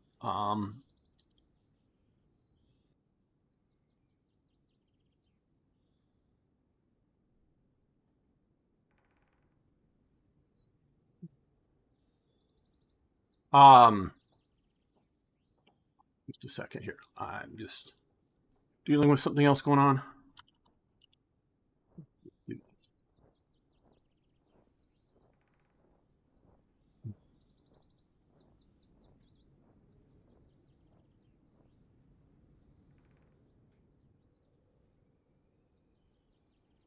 So, we've definitely had conflicts over Canada. There is definitely a independence movement in west of Canada that looks like it may win the election in at least one western province, that may even win election in 3 of the western provinces. There is definitely, with some of those people that are voting for independence from current Canada, are definitely looking at American statehood. Some may be looking to create a sort of independent nation out in the West, though again, they might like Greenland, get to live under the American protection, and that we don't want, say, a bunch of Chinese invaders to take over and have it, a Chinese nation to our north, or some other, group. It doesn't matter who. So the U.S. has, going back to President Monroe, enunciated the Monroe Doctrine, in which the U.S. government will work to keep non-American powers from expanding their power influence in the Americas. See the French installing the Austrian Maximilian as Emperor of Mexico. Now, they did that during the American Civil War, and dealing with the post-Civil War world, we did not militarily intervene, though we did, in a minor way, give aid to the Juaristas, the supporters of President Benito Juarez. So, yes, and Greenland would still be free. Tell me that NATO country hasn't have bases overseas. Well, of course NATO has. But NATO may be disappearing. Greenland people can be free under a dictatorship. Okay. Because a dictator dictator is just somebody who, governs by their personal whims. There may be personal liberty. He may go, hey, everybody has freedom of speech. You can't take over a government building and the government gets, is going to do what it wants to, but you can be as free as you want to in speech. Freedom does not have to equate to political control. Now, a government can be totalitarian, obviously, whether it's a dictator or a democracy or whatever. Because you've heard of people's republics that claim to be democratic, but, are totalitarian governments. So, like I say, we're in this phase. And so let's get back to Venezuela and what's happening there. You have a rigged election that keeps the winner of the election from getting the presidency. And remember, Hugo Chavez, to give you some background, he was a leader of a government paratrooper unit that stages a coup against the duly elected government of Venezuela. And it fails miserably. And of course, he's at that point kicked out of the army. I don't know if he spends time in jail or whatever. I don't know. And maybe he to negotiate it down. I don't remember the details. I'm sorry. If you want to look him up, you can. But he negotiates some sort of stand down from the coup. That later then does campaign and win, I think, the Democratic election. And then from then on out, elections to one degree or another are a farce. He is running the government. He may, because remember, Tiberius and Nero and others still SPQR, Senatus Quo Populus Romanus, or whatever. Or senator, whatever, still ruled in the name of the Senate and the people of Rome, but they were dictators or monarchs or whatever you want to call them. And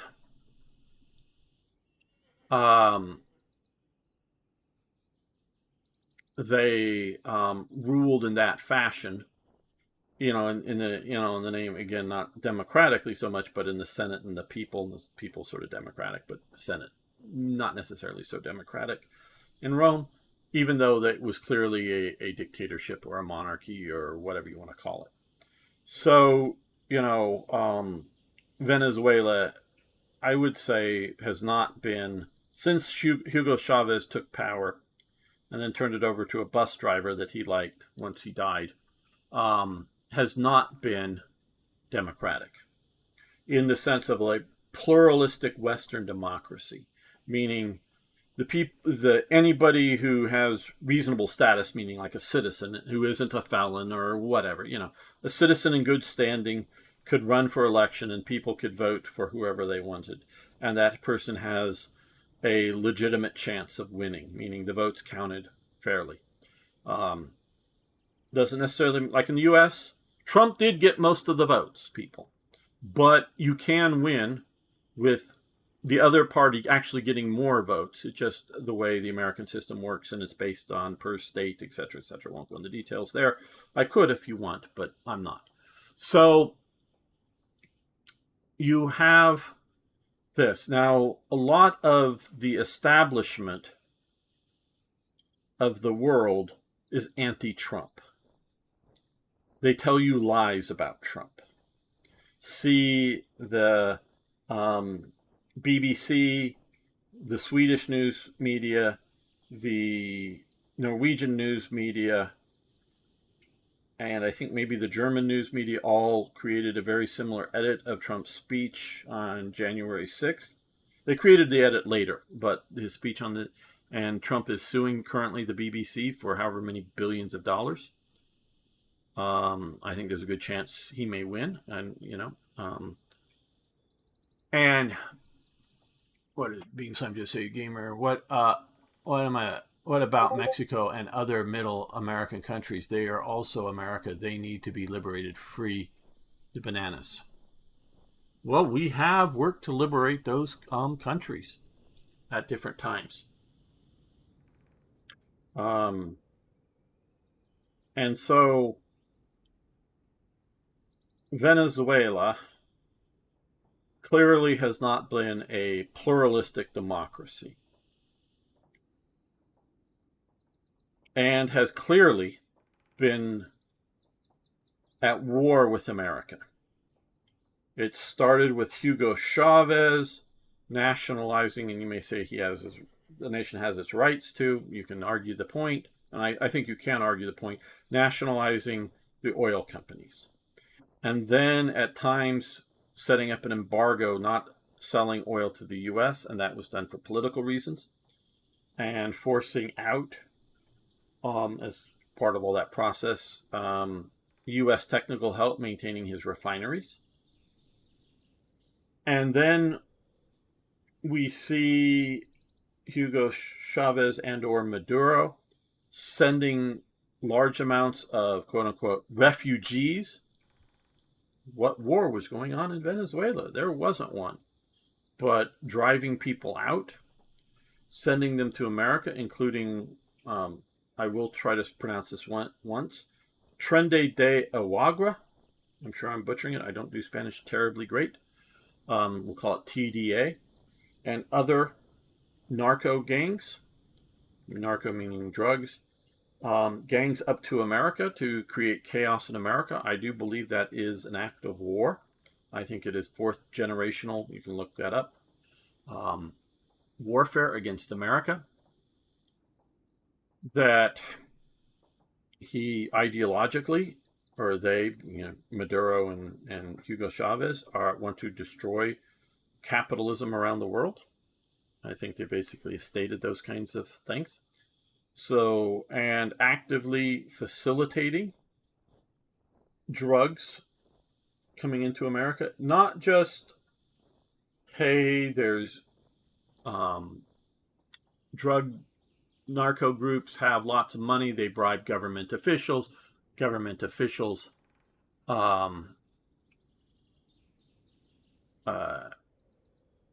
look the other way while drugs get smuggled through. No, my understanding is the current government of Venezuela actively helps delivery of drugs to America. And I believe they're doing that as a act of war. So although the U.S. may not have been fighting a war with Hugo Chavez and Maduro, they have been fighting a war against us.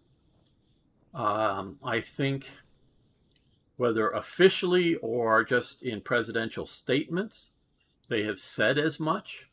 maybe using euphemisms a bit, but have definitely pushed that kind of viewpoints, that they are at war and allying with countries like Iran, like China, like Russia. And you'll notice that just hours, literally just hours before the actions happened in Venezuela, a very high-level special envoy from China was meeting with Hugo Chavez. Maduro. Maduro, sorry, getting that wrong. And Putin's Russia has condemned, and I know, American imperialism and America aggression and America, Putin is condemning America's actions in Venezuela. Oh, but hey, it's just fine to, invade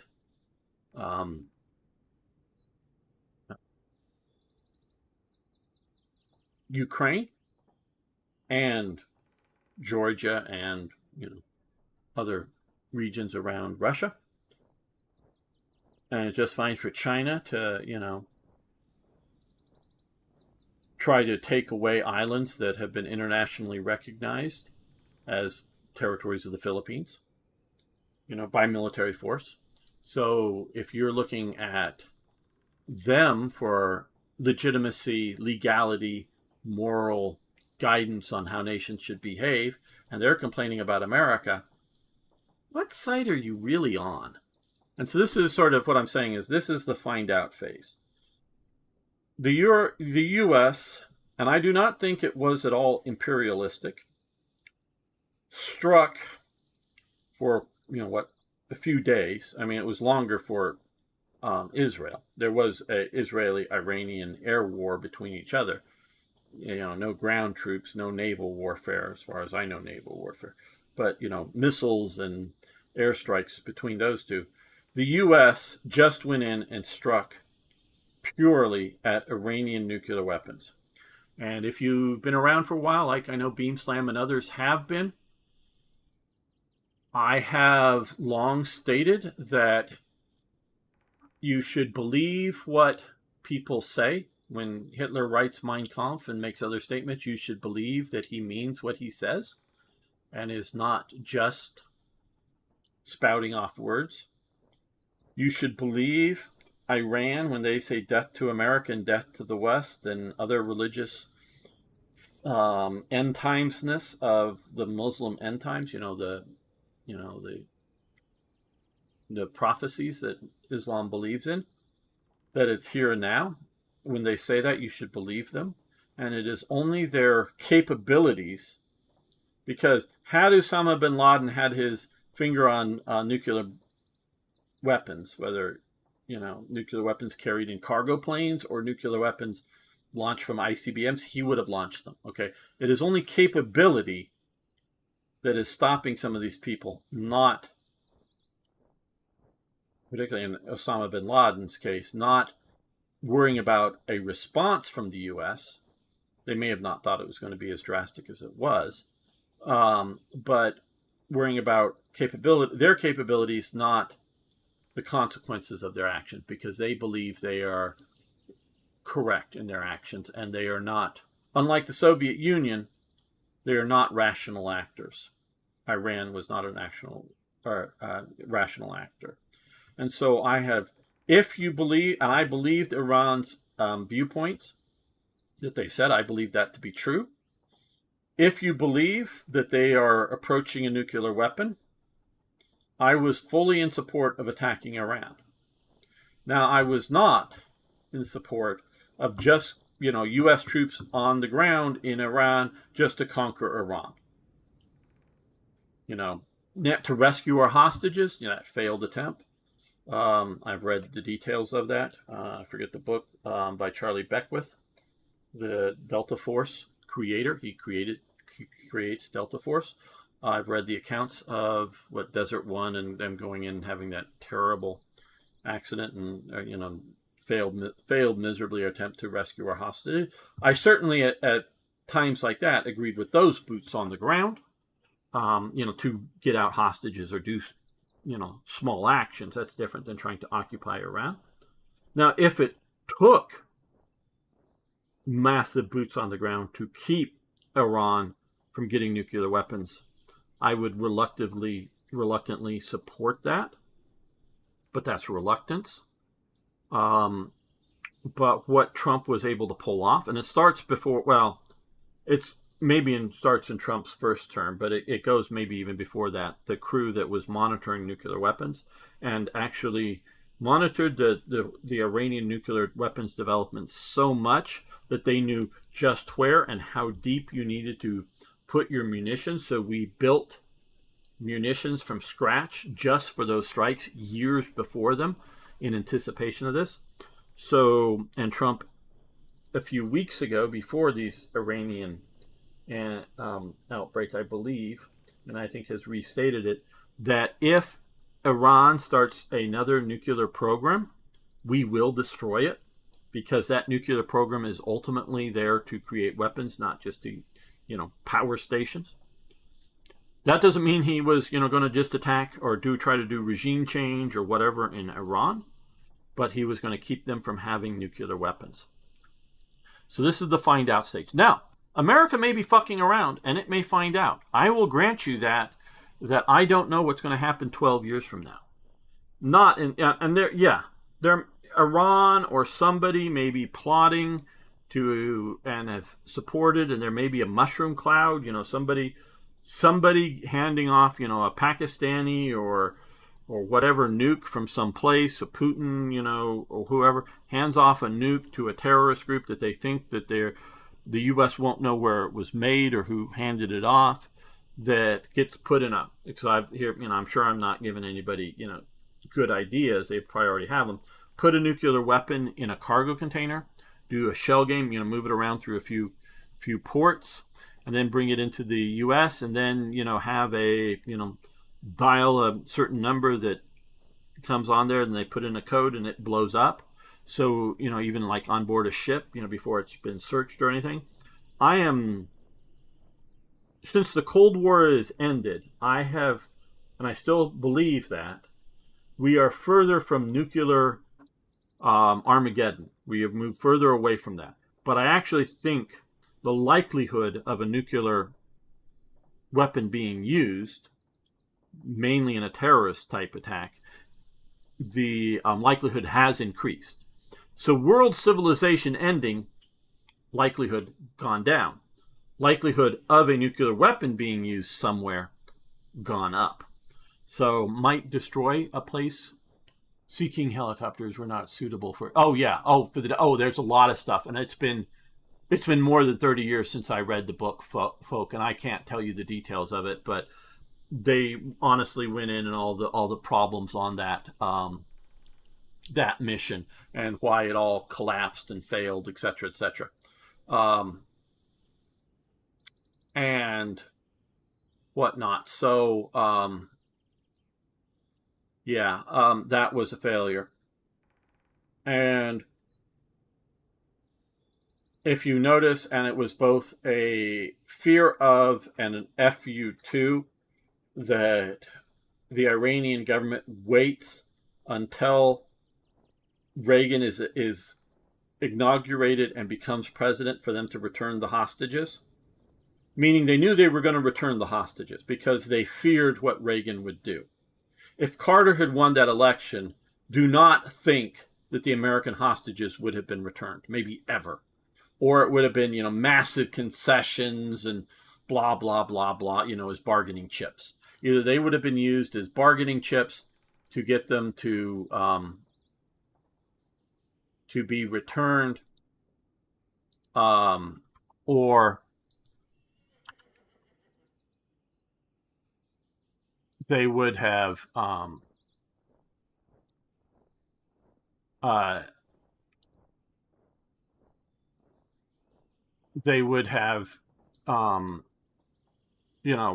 forever been there.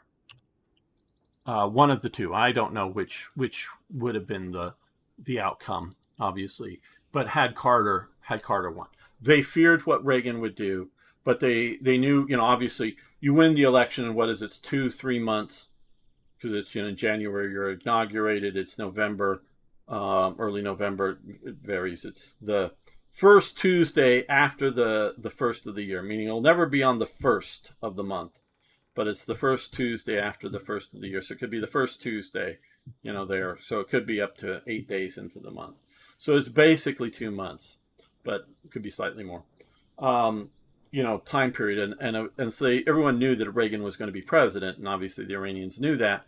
They could have released the hostages at any time. They wait until just literally like hours or whatever after Reagan is inaugurated and is president, just a fu to Jimmy Carter. That was an fu to Jimmy Carter, but also a fear of what Reagan was going to do. So they've been fucking around since, in Iran's case, since Carter. And we're now seeing, and this is one thing with the left, and I really, I have not read any of his books, but I've read lots of quotes. Thomas Sowell. And when the left, not just Democrats, but the left, claim that Republicans are racist, we collectively, the Republicans, would like an all-black Supreme Court. Now, is that racist because we want it all black? Well, we want it all Justice Thomas. We would settle for just one guy on the Supreme Court, and it would be the black guy. Or if we could clone him to be all the members of the Supreme Court. We love Justice Thomas. And Thomas Sowell is a black author, commentator, thinker. We could use him as our North Star in guiding conservative or Republican thought. So when you think about Republicans, think about some of our greatest guiding lights, some of our greatest mental geniuses that we see are black people. Okay? So, and I say it because I don't want to say African American. I mean black people. They're Americans. They're black people. They're descendants of slaves. And if you look at particularly in Justice Thomas's case, he is very African, where if he's not, I'm sure he may have some European blood in him. I do not know. He's married to a white woman. But so however racial you may be, thinking how much European blood you need to have or blah, blah, blah. No, we would pick these people as our leaders. But Thomas Sowell has 3 questions for the left on any sort of thing. Compared to what? America is terrible and it's ruining the world, blah, blah, blah. Compared to what? Compared to what Stalin, if Stalin had ruled the world? Compared to Mao Zedong, if he had ruled the world? Compared to Pol Pot, if he ruled the world? America is beautiful. America is wonderful. America is perfect compared to those, or compared to Hitler, if he had ruled the world. America is wondrous compared to these people. Even Jefferson Davis. I think, and I don't know the population numbers, I think Mao Zedong, well, one, I think he enslaves all of China. So all of China becomes slaves. I'm sure, under Stalin and under Mao Zedong, people had personal slaves. Now, they may be commandants of a gulag camp, but that commandant had slaves, meaning the people working in those camps. But they may not be selling on the local market, who buying who. But I think, again, I don't know the population numbers. I think Mao Zedong's government, not in the Civil War or in that kind of thing, but during the Cultural Revolution and whatnot, kills or is responsible, either directly kills or through starvation, kills more people than there were people in the Confederacy, not just slaves. So he enslaves many millions more and kills, I believe, millions more people than Jefferson Davis, the president of the Confederacy, kills. And before you think, the whites in all states, I do believe, but I know overall for sure, there are more white people, more free people than there are slaves. It is not like a minority ruling. See there you get the idea of democracy. You have a majority of people oppressing, enslaving a minority of people in the Confederacy. It wasn't like a few slave owners and then huge amounts of slaves. No, it was mostly white people with large numbers of slaves. Yes, I'm not trying to diminish that factor. But so even if you compare Jefferson Davis and the Confederacy slavery versus the slavery of the people of communist China and the deaths in peoples of communist China that Mao Zedong, whether shooting people in the head or starving them, is responsible for. Even comparing the Confederacy and their slave owning compared to communist China, the Confederacy looks good. I'm not saying that slavery is right or justified. I'm just saying in comparison, it looks good. So compared to what? So if the U.S. is the world hegemon, and if, even as Beamslam wants to say, that America is imperialistic, even if that is true, and even if that is correct, compared to what? Who is more imperialistic? Putin's Russia or Trump's America? I think invasion of Ukraine automatically puts Putin's Russia as more imperialistic. So if you're going to have a world hegemon, do you want Putin or do you want America? So when you complain about America, fine, but you should say things like, America's doing a good job, but he could do better. If somebody like Beamslam is going, I disagree with America's pressure to get Greenland, but America's doing a great job, but I disagree with that. You're right. You disagree with it. Whether it's good that we try to get Greenland or not, that's another question, but you don't think so. And I'll legitimately go, yeah, you can think that legitimately. But I think you should say, America's doing a great job. We kept Iran from having nuclear weapons. Trump, now whether the peace is different peace lasts, peace in the Middle East, or peace between Rwanda and Congo, or peace between, Azerbaijan and whatever right there, and several of these different peace things that he's set out, or the Abraham Accords, which are peace agreements between Muslim countries and Israel. And they're real. So far, all the Abraham Accords, even through Biden's administration, has upheld. We have not seen renewing of hostilities. So Trump has brought peace to many conflicts, even conflicts that may not have been hot, in the sense that they may not have been actively, even in a supporting terrorist type way, fighting each other, but he is bringing more peace than he's bringing violence. So even if you talk about whatever violence has been going on, sinking drug boats, now his attacks in Venezuela, Trump has brought more peace than he has brought violence to the world. And humanity is not a peaceful group of people. So, it isn't like, oh, Trump is wandering around handing out flowers to everybody and everybody's going, oh, cool, we got flowers now, we're peaceful. No, the world may need a, walk softly, which Trump doesn't walk. He walks very boldly and carries a very big stick. And he whacks people with those sticks at times. So, and I will get to Israel and what's going on there.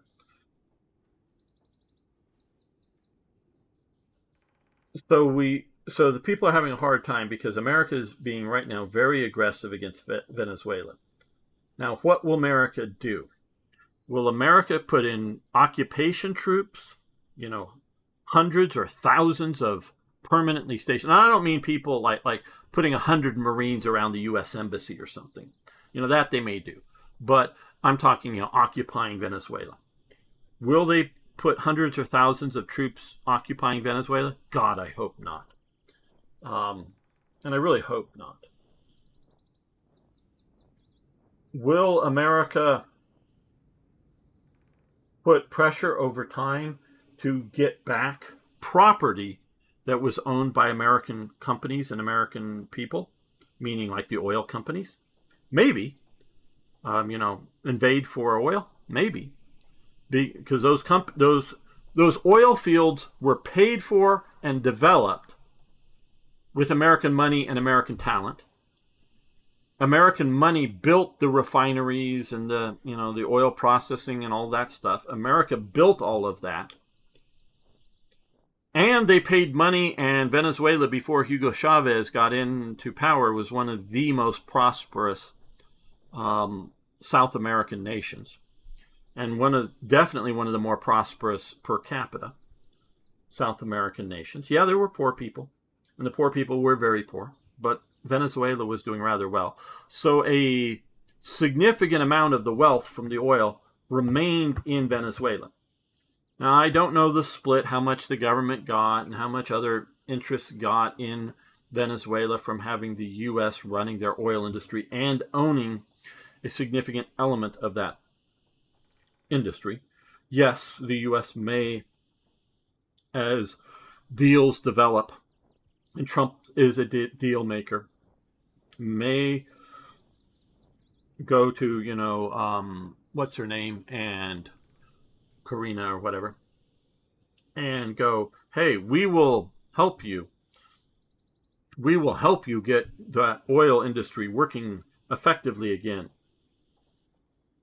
But how we will do it is that XYZ oil company is going to repossess ownership of those resources, and we are going to run them, and we will pay you whatever, maybe the previous oil agreement deal, percentage, whatever. We will go back to the old deals, and that's how we will get this going. Oh, and don't think that you're going to negotiate a better deal with some French company. We're not going to let that happen, let alone an Iranian or Russian company. But we may insist upon the U.S. regaining its property, not territorial control, just its property that we owned prior to Hugo Chavez coming to power. So there very well may be that in the deal that will be made. Whether it's already been made, U.S. envoy going to her and making that deal, whether just a handshake deal or some paper signed, I don't know. But I'm sure there will be pressure at some point to make that deal. And so we are, in essence, installing, and there's still a lot of Hugo Chavez type loyalists around in Venezuela. I don't know how much fighting there will be in Venezuela going forward. I suspect there will be some, not necessarily Americans fighting in Venezuela, but fighting nonetheless, civil war type fighting for Venezuela. But I think we will see the popularly elected president of Venezuela assume power in Venezuela. I think that's what's going to happen. Now, let me scroll back up and so I'm going to give credit to the. Actually, it was a very astute question. Oh yes, I don't know if Mark Walton is still there. I hope you are. He thoughts on Corina Machado, the prime select for Venezuela. Well, I think more president, but yes. New leader, personally thanking Benjamin Netanyahu. Okay. Israel was horribly attacked on, October 6th. And Israel, I think, took reasonable actions against the terrorists in Gaza. Israel was not able to, and I don't think, the whole attack was a effing shock to them.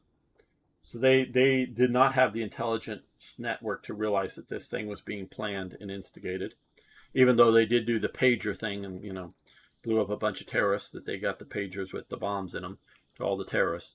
So Israel does a lot of really good intelligence work, but they missed the whole October 6th. And I think they did not and still don't know where all of the tunnels that Hamas has down there, and were not able to effectively root out Hamas in Gaza. I think that is a big shock to Israel, as well as, the attack.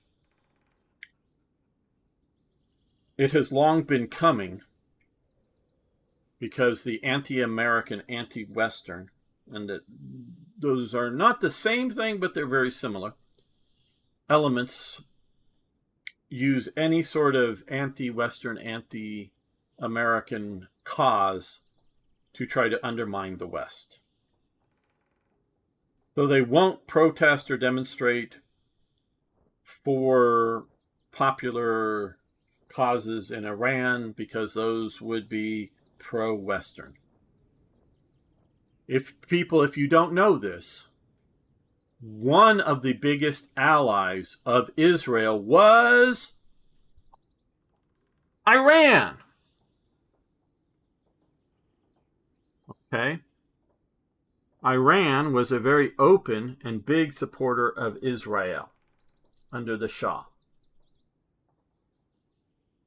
Because Iran was not an Islamic theocracy country and was not Arab. So Iran did not care about the Arab-Israeli conflict. They were not trying to promote Islam and Islamic domination of the world. So they did not care that Jews controlled the country in which some Muslim holy sites existed. They did not care about that.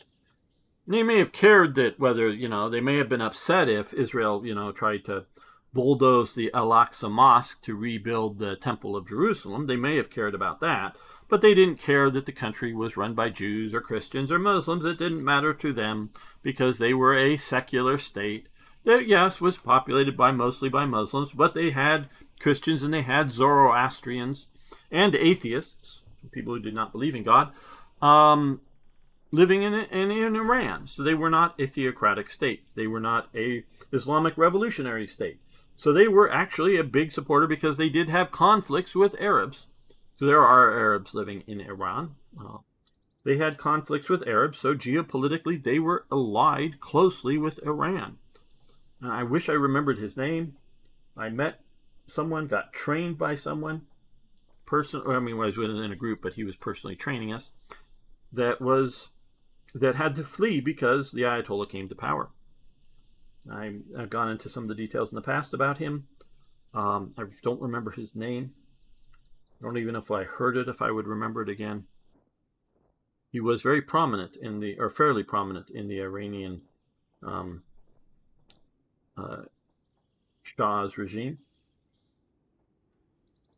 and had personally met the Ayatollah Khomeini, meaning he said almost these exact words: I had him in my jails and I talked to him many hours.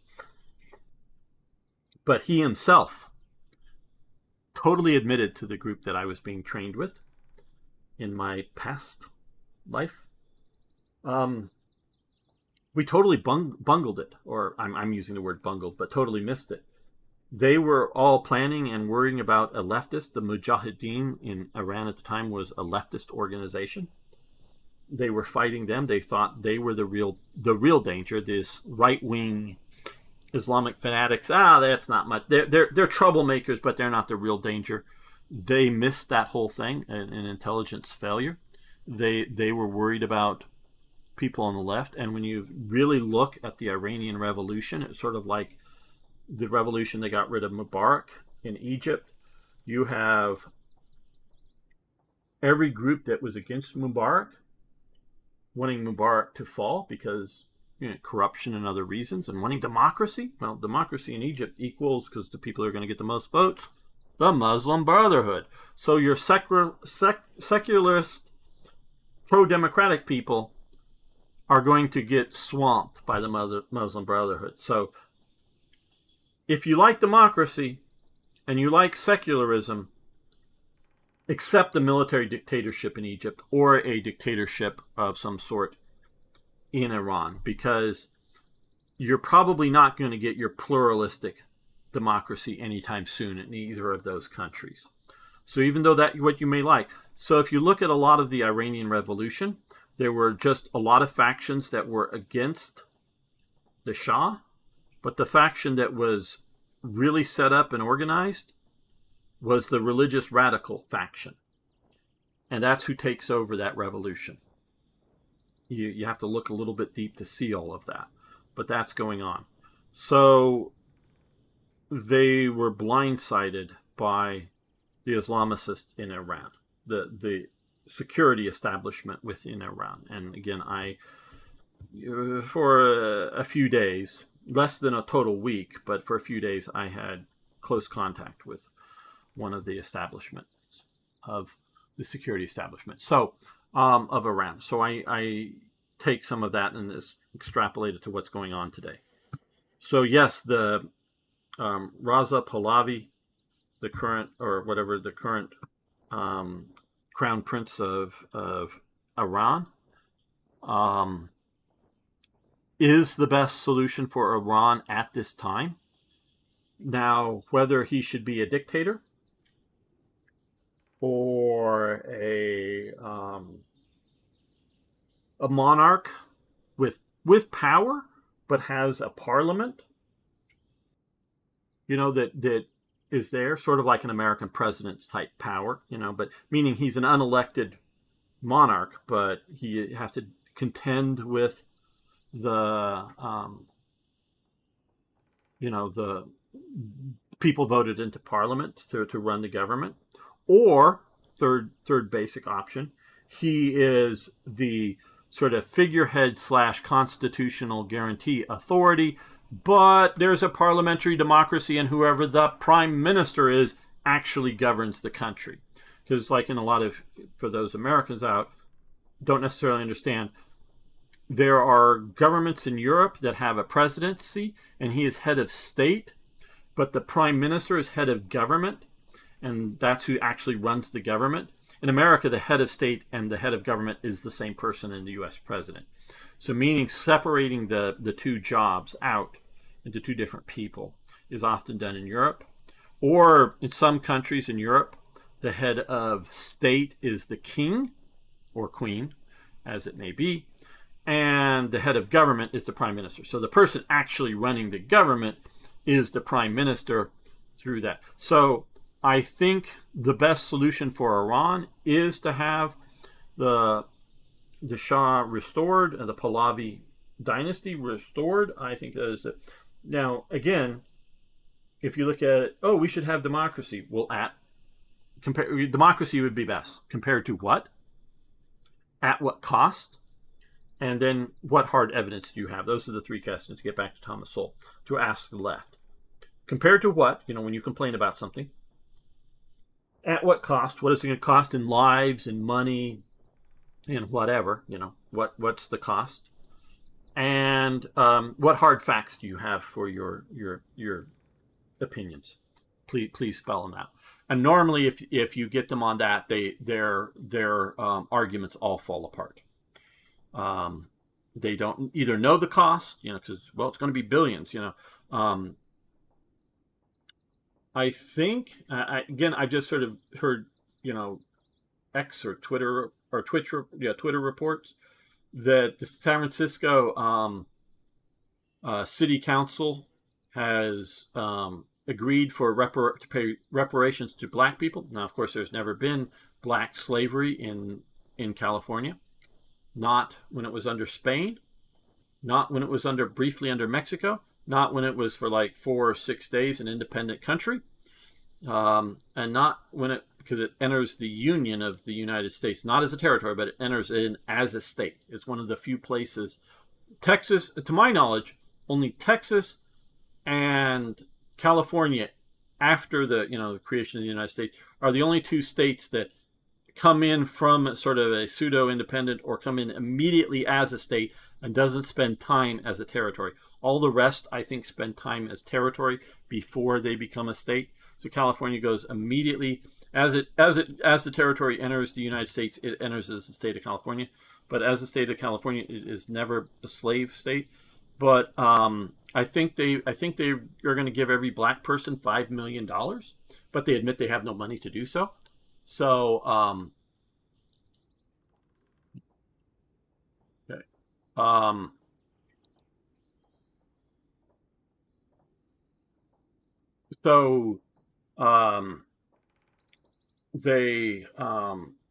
They're going to give reparations to black people. And there's never been Jim Crow. I'm not saying there's never been racism. In particular, it was anti-Chinese racism. I don't even know if that's it's sort of racist, but it was also didn't want America flooded with people that were foreigners. And trust me, had the Chinese people been able to flood in to the United States and into California, it would have quickly become a Chinese speaking majority, and they would have voted to leave the Union. You know, it would have become a foreign country, if you will. So it's not just race. I mean, there is racist elements to it, but there's never been, Jim Crow or other official racist laws against black people. So the city of California is going to give reparations to black people, but they can't afford it. I think there will be, because it is racially based, and that is unconstitutional. The Supreme Court has said so, including a Democratic Supreme Court in the past. Separate but equal is not legal in the United States. So giving people racial preference reparations is unconstitutional. So I think people will sue the San Francisco government. If they want to give $5 million to everybody, they can do so, to every resident of San Francisco, if they want to, but they cannot legally, under the U.S. Constitution, give it out to people based on racial characteristics. That is unconstitutional in the United States. So that. Okay, back to Israel and why. So Israel fought the war, I think for good reasons, against Hamas in Gaza. They mostly won that war, but lost the propaganda war. The anti-Western factions have convinced enough people around the world, including a majority of young people, to be anti-Israeli. I think the people that are promoting it are anti-Jewish. I think they are mostly the people that are promoting it, not just the people who get indoctrinated by the propaganda, but the people who are promoting it are anti-Semites for various reasons. They see the Jews controlling things, like the Jews control the music industry, if you were around. And if you, old Reverend Al Sharpton, not current Reverend Al Sharpton, but his old persona was very anti-Jewish in New York, that the Jews controlled everything. Reverend Farrakhan, black Reverend, is very anti-Semitic. He believes the Jews control everything. So I think the people that promote that are anti-Jewish. And because there were graphical images of destroyed cities, they have convinced enough people around the world that the Jews in Israel are terrible people. I don't think so. I am a pro-Zionist type person. So I'm not saying every single little incident that there wasn't, because I've known people, this thing where a Jew soldier, and I use the term a Jew, which once you say, not Israeli, they're not talking about national, they say a Jew. I'm not saying that. That's what they say. Supposedly shot some innocent people. Well, maybe they did. I don't know. I'm honestly saying I don't know. But maybe there's a Jewish person that had family members killed on October 6th, the terrorist attack, and maybe they decided to do something bad and just shoot innocent people. But I don't know, and I would not put it past Hamas, because we do have evidence of Hamas actively shooting at Palestinians to keep them away from Jewish food delivery. So I wouldn't put it past Hamas to just shoot at civilians and then and videotape it and try to make it seem like, not videotape the shooter, but videotape civilians being shot. Or not videotape, but, record on a phone or something of civilians being shot and then try to blame Israel for it. But Israel has lost its propaganda edge, and it realizes that. And Netanyahu realizes this. So they have done, in the last week, they have done three things that I am aware of. One, they've come out and recognized Somaliland, which is old British Somaliland, the old British colony or protectorate or whatever it was technically, that is basically safe for you and I to walk down the streets there. There is not terrorist controlled. They are a functioning government. They have their own currency that they get printed somewhere. I don't know if it's printed locally.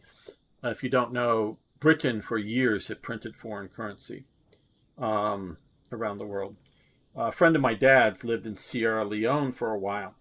And Sierra Leone wanted to update its currency, so they contracted a British currency printer up in London or wherever to print a bunch of new currency up, and that was shipped down in several cargo containers. Well, there was like the equivalency of a $5 note, $10 note, a $20 note, and like $100. And I'm sure I'm getting some of the details wrong. And a $100 note. Ah, okay. So that all ships down. There were two shipping containers full of, I think it was the $100 notes. One of them disappeared. So what did Sierra Leone do? They still had one of the containers. They invalidated. They didn't have enough money to reprint new 100 or whatever, 100, 500 pound notes or whatever it was. Or because I think they had Sierra Leone pounds. I think that's what it was. So they just sat on the one container and goes, until we get that container back, that money's no good. So people were wandering around with big stacks of 20s or whatever it was, because they didn't buy a whole lot back then, because the money disappeared. And they didn't want to, whoever stole it, they knew they would, come onto the market and be spent. So they kept it from being on the market by not distributing their cargo container full of like 100-pound notes or whatever it was, and two, stating that the 100-pound note, again, whatever it was, is not valid currency in this country. So even if you see one, we won't accept it. Do not accept it. And so it just disappeared, never to be used. So I don't know who prints Somaliland currency, and it's not worth a lot, but they do print their own currency. So Somaliland. So he's recognized Somaliland. Two, Netanyahu has come out and made a statement that he's going to help defend Christians around the world, because Christians, he says in his statement, Christians have defended the Jews and Israel. So he's going to help out Christians. And now three, he is supporting the anti-Hugo Chavez thing. So I think all of those things are real. But I also think they're propaganda, meaning I think Israel is really going to support Somaliland. Ethiopia also has not recognized, to my knowledge, Somaliland, but has some agreements with Somaliland because they're working to get another additional route to the sea, because they're cut off going through Somalia. They're cut off going through Sudan. Eritrea is also basically cut off. So, yeah, they can go through Djibouti, but that is still iffy. They want another port, so Barbara or whatever the main port there, they want another contract to be able to ship stuff in and out through Somaliland to Ethiopia. So probably Ethiopia, now that Israel has recognized and will probably try to do some business with Somaliland, sell some stuff, buy some stuff, whatever, maybe build some stuff, there.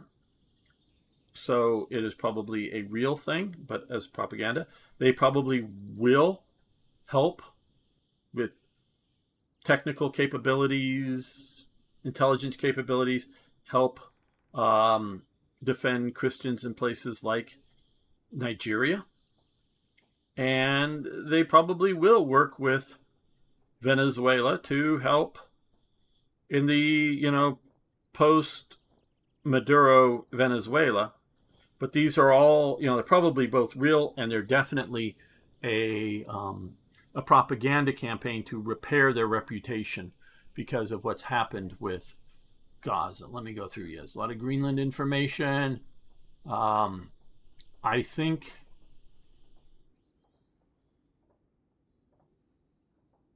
how do I put this, people? I have long said for many years now, I don't think the EU is going to work. I am not personally, I mean, it's up to the Europeans what they want to do. I am not personally trying to tell Europe whether they should have an EU or not.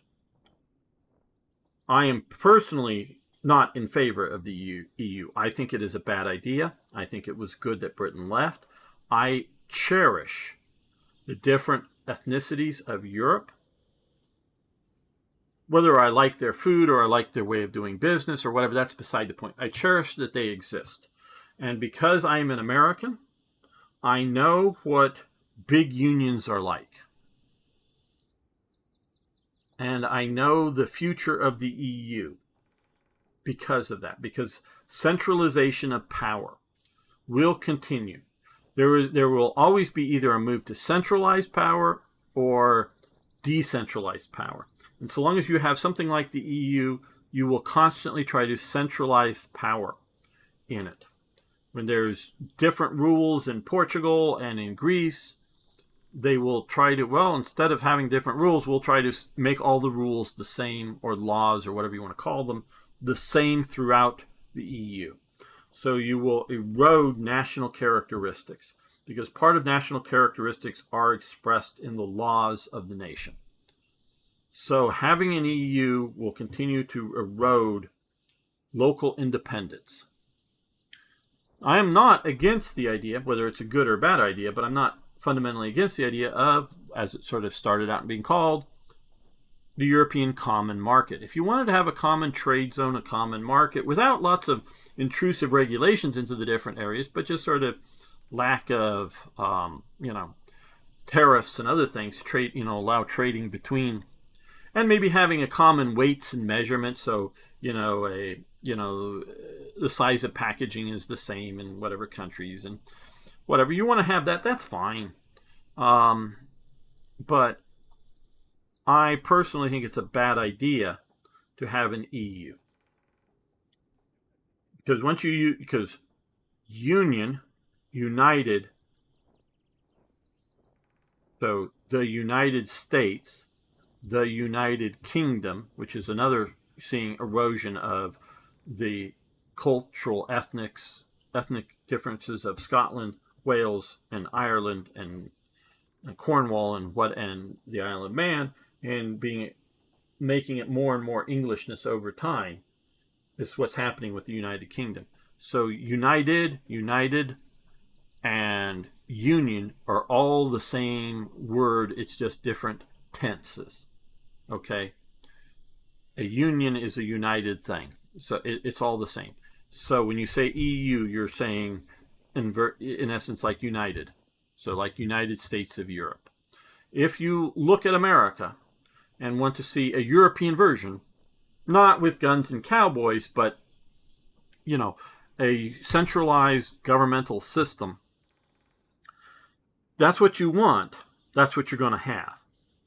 I personally, both emotionally and other reasons, think it's a bad idea. So I think the EU is going to fail. I am not against the idea of a defensive NATO agreement. I am not one of these Americans that want to leave NATO. I want to get out of the fucking UN because the way UN is structured, currently, right now, Somalia has the presidency or whatever of the UN. I know it rotates through all the nations and it's just for a month, but for the month of January, Somalia, the failed state, is the leadership of the UN. That is just ridiculous. So the UN itself is ridiculous. And ridiculous things like that should not be governing the world. So whether there should be a United Nations that functions in some fashion, fine. But it should not be this current one. The founders of it were misguided, and I think the U.S. should leave the current United Nations. It should join Switzerland and leave. Not unite with Switzerland, but just get out of it. Just say, nope, we're not going to give you money. I mean, we'll recognize that you exist, but we're not going to be a member state. I think we should leave as a member state. But whether we will or not, I don't know. I think we are going to continue to not fund the UN, but or move to fund it less and less or whatever. But I think we should leave. I am in favor of NATO, but I do not necessarily see, especially with, and as Beamslam sort of mentioned in one of his tweets, if Europe is going communist or whatever, I see if the U.S. plan to change out the governments in Europe fails, and if the MAGA movement, whatever you want to call it, continues to be in power, if J.D. Vance or some similar person becomes the next president after Trump for another 8 years, and if the Democrats don't take over in that amount of time, and if Macron type governments continue in Europe, I could see the U.S. leaving NATO, because I don't think the U.S. is going to put up with the long term with the jailing of people that Britain is doing. I don't think the U.S. will agree to that. So I think at some point Europe will do something. If it doesn't change its ways, Europe will do something that will cause the U.S. to leave NATO. No, I don't think the U.S. is going to invade Denmark. We might invade Greenland, but I don't think, I'm talking European Denmark. I don't think we're going to invade, Denmark or Britain or whatever to go to war with them. But we might leave NATO over this. I think it is ridiculous that Turkey is still a member of NATO. I understand why we got Turkey in as an anti-Soviet Union thing. And I sort of kind of understand, even though Turkey is becoming more and more of an Islamic state, that we're trying to if we keep them under our wing, we might convince them to go the other way, and they might just have a coup and get rid of their functional dictator of Erdogan. He's a functional dictator, if not an actual one. And if they get rid of them, and whoever the successor will be, maybe we can move them back to being a more secular state, etc., etc. Because before Erdogan, Turkey was trying to enter the EU. I think that's completely dead now.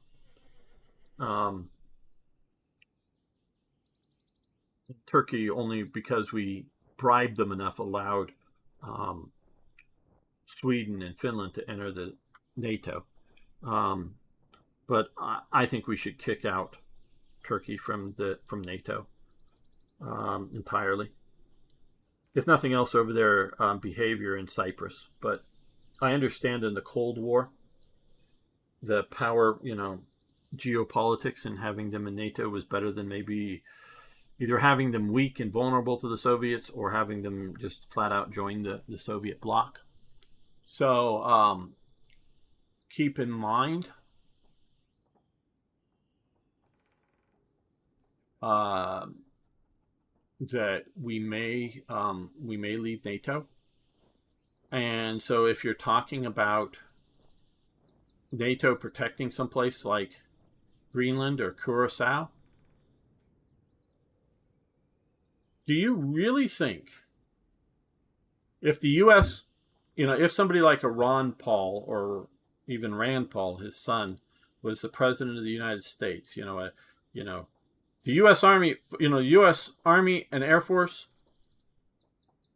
should not set foot out of the United States territory. We will defend our territory, but if unless you attack us directly here, we will not set foot outside of our territory. And trust me, Ron Paul the father would have left NATO and withdrawn all of our troops from Korea, from Japan. I don't even know whether he would withdraw from Guam, which is U.S. territory, but he would have, just whether he would have gone back to just the 50 states or whether he would have kept and defended places like Guam and Puerto Rico and the U.S. Virgin Islands down in the Caribbean. because the United States, you got to remember, is a Caribbean nation. We have, which we bought, I believe, from Denmark. I believe we bought them, the U.S. Virgin Islands from Denmark, and we took Puerto Rico from Spain in the Spanish-American War, and we also took Guam from Spain in the Spanish-American War. And trust me, it was a happy day when we destroyed Guam for the Guamanians. They loved us because we destroyed every single structure in Guam, retaking Guam from the Japanese. And the Guamanians, or whatever you want to call them, the local people there, they were happy we were back after we blew the hell out of their island getting rid of the Japanese. They were happy, even though, just that few brief years of Japanese rule, overwhelming majority of Guam's people want to be U.S. citizens. There might be a few nut jobs out there, but they are very happy at being U.S. citizens because they realize if the U.S. were to withdraw, it wouldn't be to an independence. They would be dominated by somebody else. Whether they technically had their own flag and technically had their own vote in the UN, they'd be dominated by China, by Japan, by the Philippines, by somebody. They would be dominated by somebody, if not outright annexed by somebody. So they are happy overall to be U.S. citizens. Whether they want to vote for the presidency and have a member in Congress, that's another issue. But there's not that many Guamanians to qualify for a U.S. congressional seat. There's enough Puerto Ricans to qualify, but they're still just a territory. So a U.S. is a Pacific island, not just Hawaii, but Western Pacific or East or Asian island nation. We are that. We have national territory, and of course we also have U.S. Samoa out in the Pacific beyond just Hawaii, and we have islands. You can almost sort of see Russia from one of our islands, and the island chain that goes, the Aleutian Island chain that goes from Alaska to Russia. So we are up there, and we are a Caribbean nation in Puerto Rico and the U.S. Virgin Islands. And the U.S. Virgin Islands are rather close to,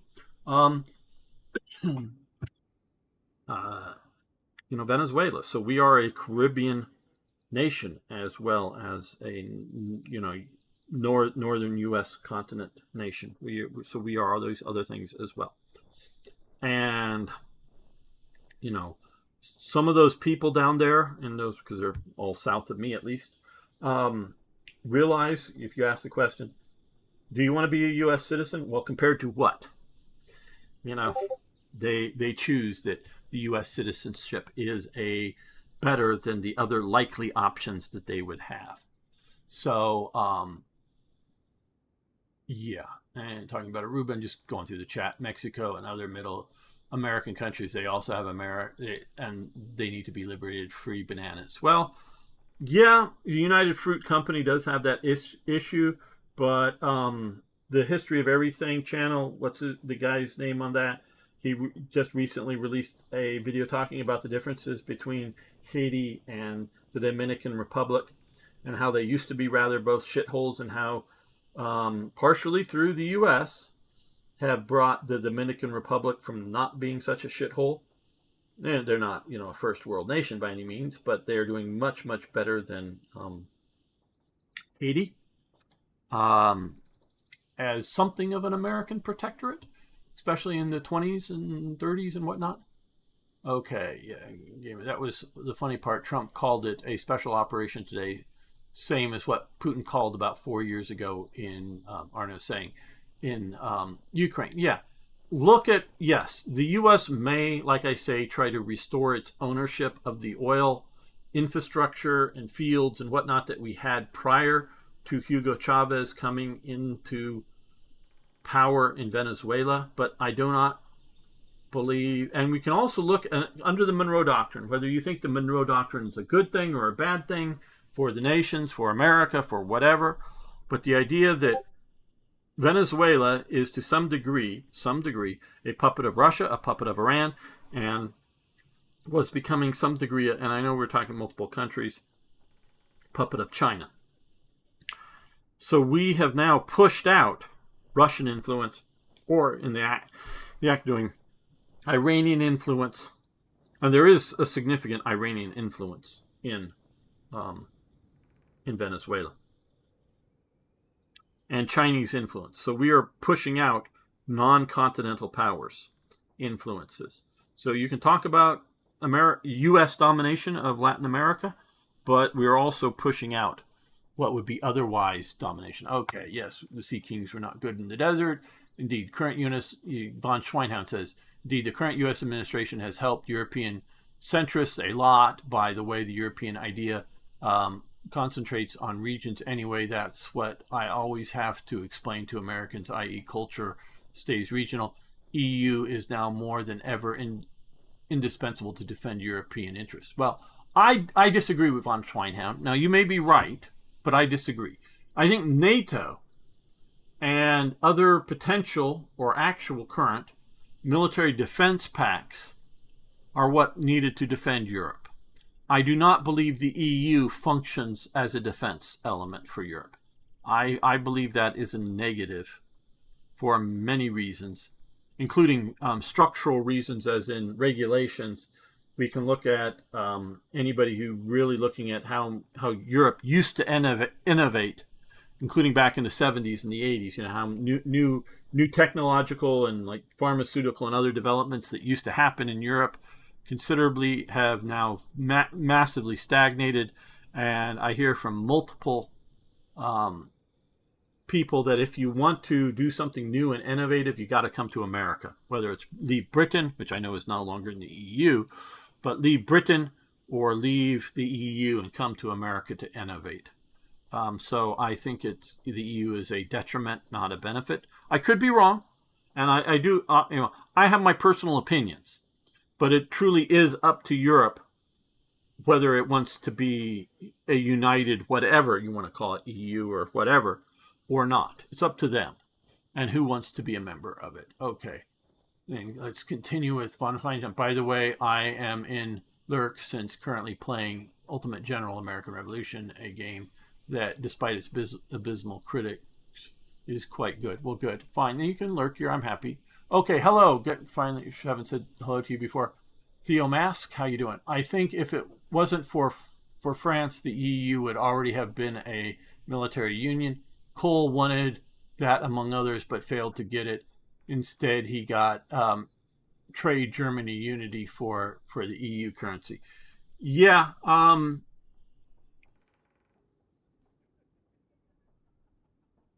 well, one of my professors, way back when I was in college, before the fall of the Warsaw Pact and the Soviet Union, was a European. He was Danish, but he was sort of an expert on West German politics and had interperson and extensively. I mean, I'm not just like for 15 minutes, but like for a few hours, had interviewed Helmut Kohl. So I got sort of some of his insight way back when. I sort of liked Helmut Kohl. He was for then a German conservative, which is basically sort of the AfD's policy of today. And Helmut Kohl definitely negotiated now, I don't mean like in, maybe navigated would be a better term, navigated the post-Cold War Germany together. And that changed things. The lack of a threat, an immediate threat to Europe. And a lot of European governments have been running under the presumption that wars were voluntary for them. I mean, if they didn't have the submarines or the aircraft or whatever, they weren't going to fight that war, whatever that war, because that war was going to be in Egypt, that war was going to be in Latin America, that war was going to be in Asia. Wars were something that they were going to choose to be involved in. None of them were going to be national emergencies. So if they didn't want to have an army, they could disband it or just have a minimal one. But now they're realizing that maybe not, and I don't think it is. I don't think Putin is going to invade Germany anytime soon, or in his life, or anytime in Putin's lifetime. And I think the Germans realize that Putin is not going to invade Germany. But He might invade the Baltic states, which are NATO members. He might do something like that. He might attack shipping in the Baltic Sea, and that would draw NATO into direct conflict with Europe, and that the U.S. might be involved there, might be in that conflict, but there might not be U.S. divisions fighting on the front line, meaning the U.S. might be using its Jewish space lasers to keep the missiles from flying, shooting down missiles or something, or U.S. satellites, spy satellites, which are real, giving real-time updates to Russian movements, and there might be some U.S. airstrikes here and there, but it might just be a primary European war with Putin.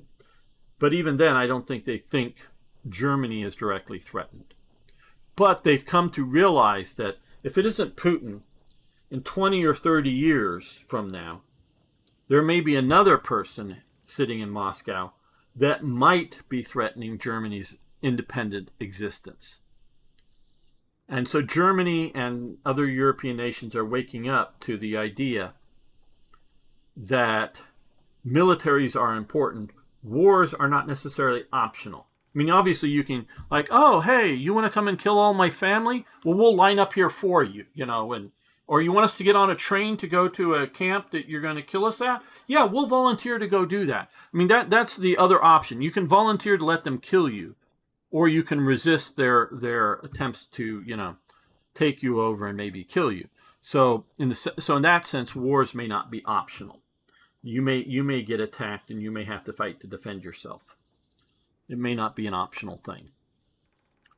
And nations like Denmark or Norway may be learning that if they don't also have a military, they may not be dependent upon America, but they will be dependent on a country like Germany, like Britain, to defend them. And so when there's negotiations about electric payment rates or whatever, and Germany or whoever needs the power that Norway generates, a country like Norway may just have to submit, because if they can't defend themselves even at all because they don't have a real military, I'm not saying they don't have a few guys called soldier, but they don't have a real military, even though a small one, but a serious military, they will be entirely dependent upon those who do. And yes, somebody like Germany probably won't let a country like Denmark just be invaded by Russia, because that would put Russia on their northern flank. So a country like Denmark would be, whether in the EU or whether it's part of NATO, or even if both those organizations fall apart, a country like Germany would probably defend Denmark just to keep a larger power from occupying a northern position to it. But that means that they are, in more ways than one, dependent upon that larger power, and will have to succumb to strong suggestions of that larger power. And so that is a reality that Europe is coming to face now. And this is like I say, the find out, whether you fucked around and, took American hostages, or you fucked around and go, oh, we can do unlimited social welfare payments and unlimited medical support, and we can just, who cares about a military because wars are optional? That's fucking around. Because the one thing the state, the government, however you want to say it, I don't want to mess around with words like nationhood or something, but the government, the one imperative that comes before every fucking single else it is. Before a government worries about building a goddamn road, running a post office, running a medical system, running a social welfare system, the first primary element of any government is to physically protect the territory that they govern, is to have a military, whether they call it an army, a defense force, a navy, a country like Britain, traditionally, and we've talked about this here, including the 18th century, the army was secondary because the navy is what defended the British Isles. Yeah, they had an army in case there was, a Jacobite uprising or other larger riots that the local sheriffs, because they didn't even have a police force. In the 18th century, Britain did not really have a police force. It is being formed in London right around the Napoleonic era of the idea of a police force, and it's foreign to Britain. Britain had sheriffs and other sort of things, but it was sort of local magistrates convincing a bunch of local people to come out and enforce the judge's rules on things. And locals, there was somebody like would be appointed or elected. I don't know exactly how they always became the local sheriff. Yeah, like the sheriff of Nottingham and Robin Hood. But the local sheriff would get some guys around and go deal with the bad people. They weren't even dealing with policing by consent because they didn't even have policing. There was no organized, trained police force. There was militias, there was town guards, and whatnot. But those were, we can talk about some of that stuff, but they were at best proto-police forces. But England particularly did not have police.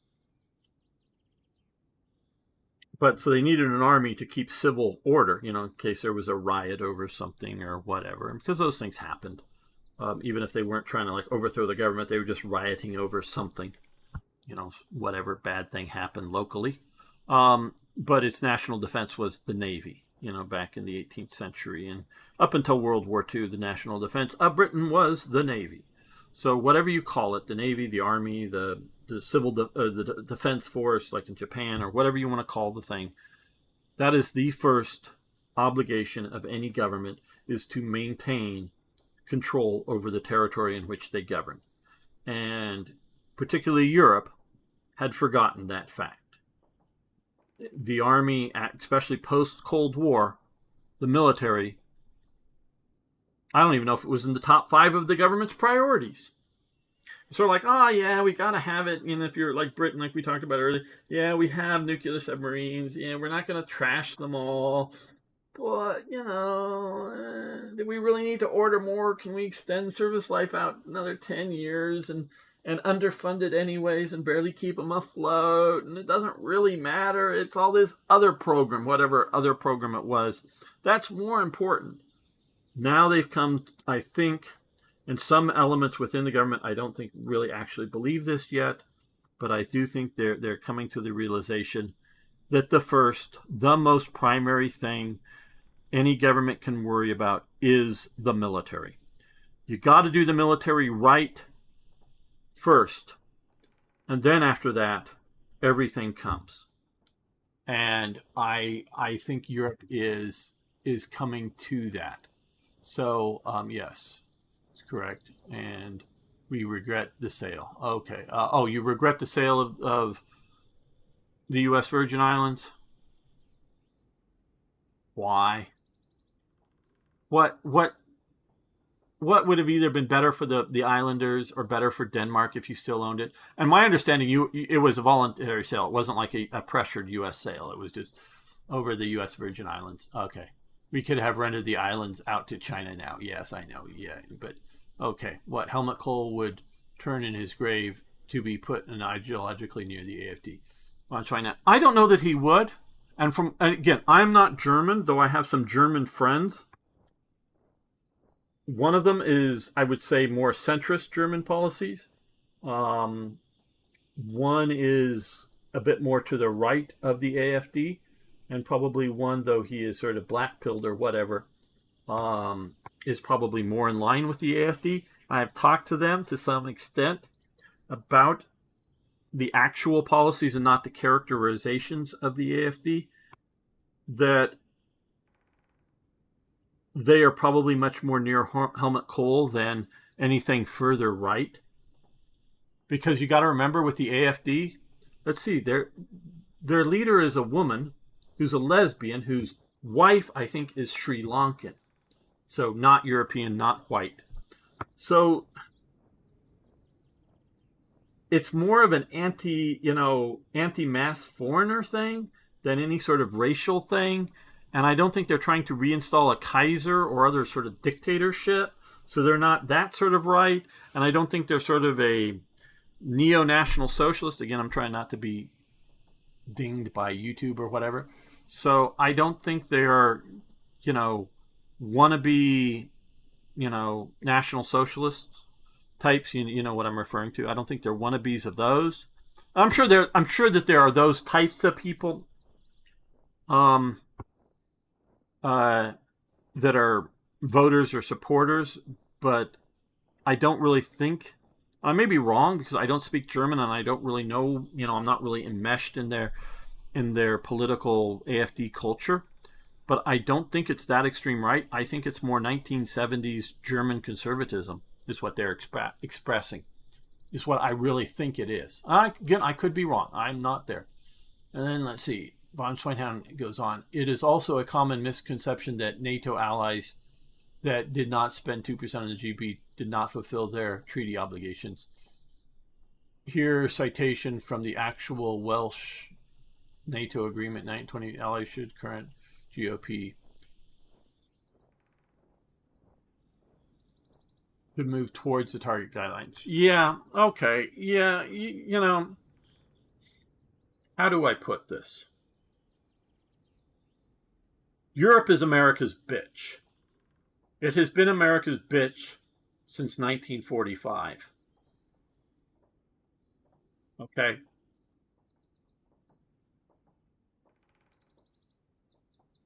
You can hate that, or you can love that, or you can be indifferent to that, but it's a fact.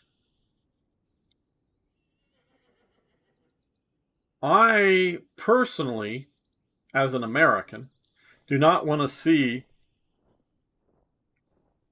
a rival superpower out there. I am happy that America is the only superpower. I do not want to see a rise of another. There are other great powers. We can talk about China. China is not a superpower. China is a great power. You can talk about what Russia is. I don't know. Had they won quickly in Ukraine, I would have called them a great power. But because they're struggling so bad in Ukraine, I don't know if they're a great power. I don't know if Germany, France, or Britain are great powers individually. The EU as a group, it is a great power. It is not a superpower, but it is a great power. As sort of terminology of powers. Together they are. I think Germany, France, and Britain could be individually great powers, but they'd have to sort of as a national will, not just as some political figureheads or a faction within, a small faction within, doesn't take every single person, but a small faction within the nation may want to be great powers, but it will take a truly national identity. I do not believe countries like Spain and Italy are culturally capable of being a great power. It's just sort of, I've never lived in Spain. I've never even been to Spain. I've been to Italy a bunch and France a bunch. Lived in Britain for a while. So I have some familiarity with Europe, but I've known Americans that have lived in Spain and talk about their siesta culture, their lack of industry. And I don't mean lack of having a factory. I mean industriousness. Things that at least the Dutch used to have. Dutch were industrious people, even before the Industrial Revolution. They worked to, build things, do things. Spain, the elites are at least want to appear to be at leisure. It's the middling sort of people that are the sort of, and I say that, sort of in the modern Marxist sense, you call it a class, middle class, but the middling sort of, they're the sort of industrious people. But if you're really successful, you'll be a grandee and just sort of oversee whatever and just sort of take it easy. And it's just sort of the peons that has to work for survival. And that translates into a modern culture. So I don't believe a country like France, or not France, oh, well, France we could see about, but Spain or Italy can mentally, their national characteristic, be a great power. Ever since World War II, France has been hedonistic. And I don't necessarily, I mean, they do, have, wild orgies or whatever. I'm not saying they do or they don't, or most people do or don't. And I don't mean it that way. I mean, it's like, hey, let's have a 10-hour, I know they have like a 30-hour work week. Let's not work too hard. Let's not do anything too much. Let's just, let's, focus on how good the wine is and how good the bread is and do only as much work as we need to since World War II. Live for the moment because we're all going to die in nuclear holocausts or whatever, So they've been sort of momentarily and hedonistic since World War II. And I understand, getting the shit kicked out of you in World War One. The lost generation there, just so many of the men just die. And then getting steamrolled in World War II, that does something to you. And you need to look back at the Franco-Prussian War and whatnot. That does something to you. It's sort of like no matter what we try, we're going to get the shit kicked out of us. So why bother? And so that's changed the French national character. I don't know how they'll view the future. I don't know how any of you Europeans will view the future. And Themos, if the U.S. is so dominant over Europe, how come the Americans think Europe has managed to exploit trade relations with the U.S.? That doesn't fit in my opinion. Okay, you weren't here earlier. Thomas, however you say that. In 1945, 46, I'm not sure exact date, the U.S. sets up the Marshall Plan. We have been living with the Marshall Plan since then, in one facet or another. The U.S. gives away the majority of its merchant fleet, mainly to Europe. Its victory ships and its liberty ships, they give them away. They actually give away shipbuilding. They dismantle shipbuilding capacity in America and transport some of significant elements of it to the Netherlands and give it to the Netherlands. They set up trade policies to not just Europe, but to Japan and Korea, after the Korean War and whatnot, as a way of fighting communist influence around the world. So during the Cold War and into the post-Cold War phase, we have had a national policy to, if you want to be if you're an ally of America, you will economically benefit from it at the expense of America. And I had professors that would tell me that it doesn't matter. Bad trade practices, tariffs, they can only hold out for so long. Eventually they'll have to give those up. And Americans will always be able to innovate out, because it's good that the American steel industry is dying to the German steel industry or whatever at the time, or later Korean steel industry. It's good that America's steel industry, because it's outdated. Americans are such that we will just come up with new and better steel production, and we'll be better at it. We'll outcompete them. We just naturally will. So it doesn't matter that we want all these old, antiquated World War II steel factories to shut down. We want that to happen so that they build new ones. We didn't do that, not on the scale that we should have. So we have been giving up. We have been, as a national policy, from, and I would say the policies have continued from the Marshall Plan, that we want to build up India so that India is more pro-U.S. than pro-Russia, because it was sort of allying with Russia because it was anti-China, so that Russia-China is split. We want to do that. So we now have Indians running a lot of our major industry or major businesses here. Places or industry like Google is run by an Indian.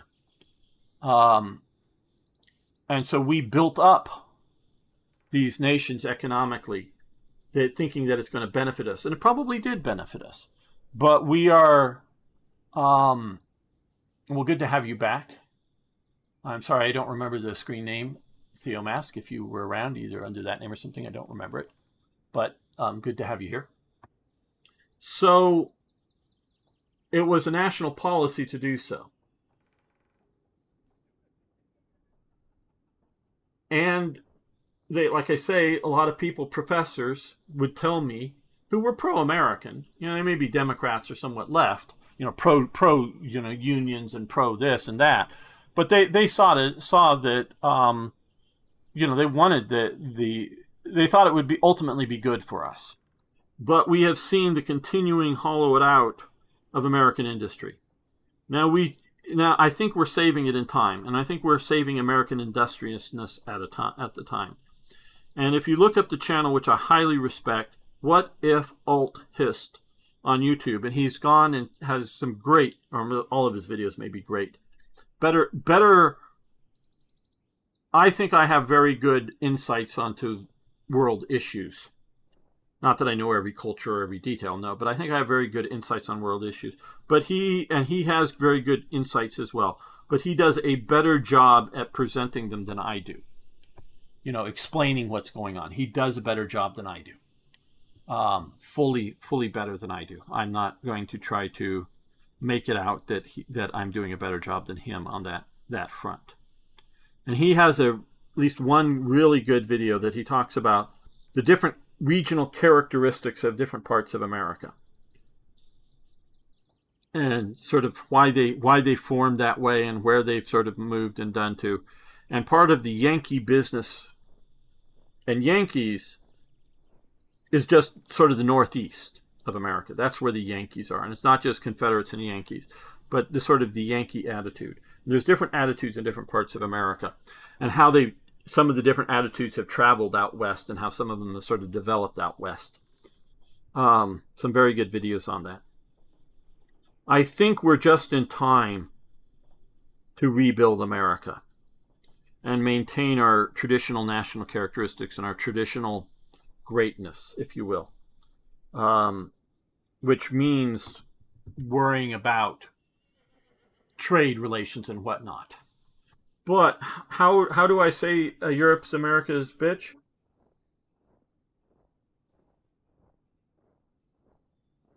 The NATO caliber was 308.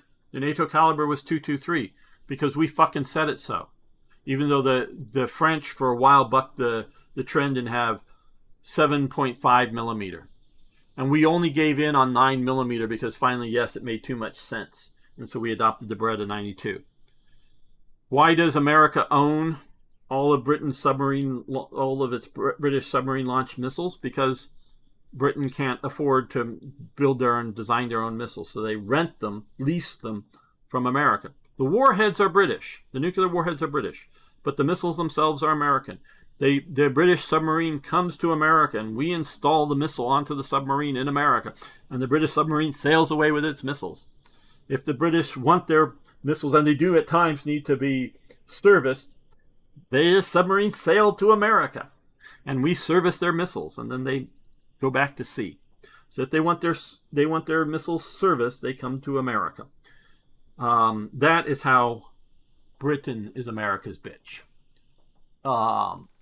So we have, as a national policy, wanted them to exploit us, because we thought, and maybe very rightly so, if we didn't do that, they might come under have a Marxist revolution in their country and come under Soviet domination, Soviet control, Soviet whatever. And obviously that was collapsing in 1989 into the 90s, and we still continue the policies of bad trade deals with Europe. And it is only Trump who's got it to change. Because if you look at the Republican Party in America, they're idealistically wedded to free trade, both domestically and internationally. Democrats were not. Democrats were willing for protectionist trade. Trump is an old school New York Democrat. He is not a Republican. He is not a conservative. Okay, people. He is not a right winger. He is an old school New York Democrat. That's different than an old school Southern Democrat, which, are the Dixiecrats, the racists, the segregation. He's not one of those. Not at all. He is an old school New York Democrat. So there's different flavors of Democrats, either today or in the past.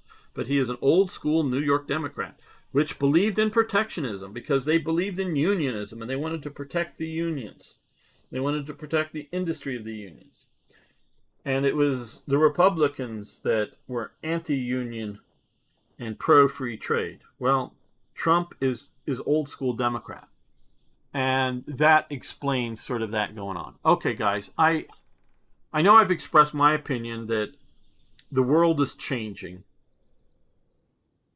I don't know how it's going to change in detail. But we are in the find around stage. It's been fuck around for everybody. Nations that, think they're going to weather any storm. Nothing's going to be too bad. Or nations think, hey, we can do whatever we want to poke the U.S.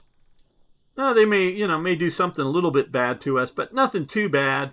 We can, to my knowledge, and I may be wrong, but to my knowledge, a month or two ago, there was a phone call to Maduro in Venezuela. Basically says, you can leave now. Like within 24 hours. We'll help you get out. You can go to, and I don't know if they specified what country, you can go to and leave. And we will help that happen. We won't try to arrest you. We won't try to kill you. You can just go. But you got to go now. You can't mess around. This is a limited time only offer. You can have a golden parachute. If you've got money in a Swiss account or something, you can keep that. You just got to go. You can be like Assad. You can have a nice, secure apartment in Moscow and play video games. That's what Assad supposedly is doing now. I don't know if we've ever played against him in one War Thunder battle or something like that, but he's supposedly in a secure apartment in Moscow with Russian security around him. Because there are people, trust me, that would love to kill Assad. And a few of them probably would be willing to die to do it if they thought they could successfully do it. Meaning be it a suicide. Not that they want to suicide themselves, but if they thought it would be successful, they would be willing to go on a suicide mission. We offered Maduro out. He didn't take it. So the find out stage. Now, America may be fucking around. Meaning writing bigger, like using some metaphors, writing bigger checks than they can afford to cash, or following policies that will backfire on them. I don't know. We'll see. We'll see how it goes. We'll see if America, in looking back on like the strike on the nuclear plants in Iran, or this regime change in Venezuela, because I think we're going to help the woman get into power in Venezuela. And I don't know what that means. I don't know if there's going to be U.S. guards around her. I don't know if she thinks she could trust some Venezuelans to, protect her, or whether it's going to be some private security group made up of whoever. Could be, former British SAS for all I know, or something, just personal security. I don't mean like a secret police force running Venezuela. I mean just keeping her from being assassinated. Just a small team keeping, her alive. Something like that. So I don't know what the transition to whatever the future government in Venezuela will be. I am sure because of American interest, America will be involved. But will this turn out in 5, 10, 20 years to be putting Venezuela back to being one of the most prosperous nations in Latin America? Or whether it'll turn into a quagmire of terrorism and guerrilla war and factional fighting and assassinations of leaders back and forth. I don't know. I don't know if I don't think Maduro's government will ever be looked back on by the majority of Venezuelans as the good old days, but it may not be an improvement. I don't know, long term, but I think there's a chance for that. So I disagree with Beamslam that America is imperialistic. I think, in fact, Trump is the opposite of that. I think we are taking actions like the strikes against Iran that are directed, but are otherwise, not trying to dominate, trying to be imperialistic around the world. But at times it may look that way, in that we are blocking certain power groups like Russia or like China. And so factions that either ideologically support those, or, oh, hey, that Russian dude showed up with that briefcase full of money, and he says, I'll keep getting a briefcase every year if I do what he wants, and now controls some Pacific island or something, or somewhere, and doing Russia's bidding, and he then starts mouthing anti-U.S. propaganda, this whoever in the third world or wherever, and he's only doing it because Russia's paid him off. That when we go and push against that, he and others will be going, oh, American imperialism, when really it's just, yeah, it's us in pushing our will onto others, but it may be only because we see that Russian briefcase of money going around, and we are pushing against that. So, what did von Schweinstein? In the end, we will all be dominated by, AGI. Anyway, that's, what is that? Advanced General Intelligence or whatever, a type of AI, if I got those initials right, von Schweinstein. And on that, again, Elon Musk was against all that until he realized that the genie was out of the bottle. And even if he could get it squashed, through his influence in a place like the U.S., in a country like Russia or China, they were going to use it. So, it's sort of the nuclear deterrent strategy. You better have your own AIs to fight their AIs. So, okay, guys, I really should have ended this an hour or two more. I hope it was interesting. I know we have a reasonably decent sized audience for what I normally get. The world is changing. It'll be interesting to watch. I will be continuing to talk about this. We'll see what we do next week. Tomorrow, we should be doing War Thunder if you want to join. And we do also philosophically talk about things during War Thunder. So if you just want to have us on in the background while you play some game or do some other work around you, we don't agree on all, but useful to have some viewpoints over there. Thanks. Yes. Oh, yes, people. I do sort of think of Beamslam as an online friend, not like he's like my best buddy or anything. I do not think Beamslam's opinions are unreasonable. I don't think he's a communist that wants to kill me, just because of class warfare. But I want to have friends that have what I consider reasonable but differing opinions than I have, and I want people to express them here, so long as they're, being civil about it. You can tell me why you think I'm wrong, but you can tell me I'm wrong, but tell me why you think I am, not just, oh, you're wrong about this. Why you think, and then it will at least inform me of why you have your opinion. So I want people around here. Yeah, no commie here. Good to hear. Yeah. I think communism is worse than Nazism. Not that Nazism is good. It's just degrees of terrible. So if you're true, you're not just a social democrat or not just some sort of mild socialist. I do have acquaintances that are friendly, whether you want to call them friends or not, out there that I have talked about that are sort of left of center social types, and they're I think they're very misguided, but I don't think they're inherently evil like I think communists are inherently evil. And so and so trust me, it would be boring if all I had were people saying, "Gamer, you're right, you're right, you're right" on everything. That would be boring, and I wouldn't like it. So I'm glad that BeamSlam and others challenge me here in chat, or on our Discord server if you want. There are lots of interesting things get posted there. Some people get technical help, actually not committed to a specific. Yeah, that's fine. Yeah, you can be a practicalist. You're looking for practical results over ideological results. That's fine too. And I'm not. It may shock you. I'm not against the idea of a commune.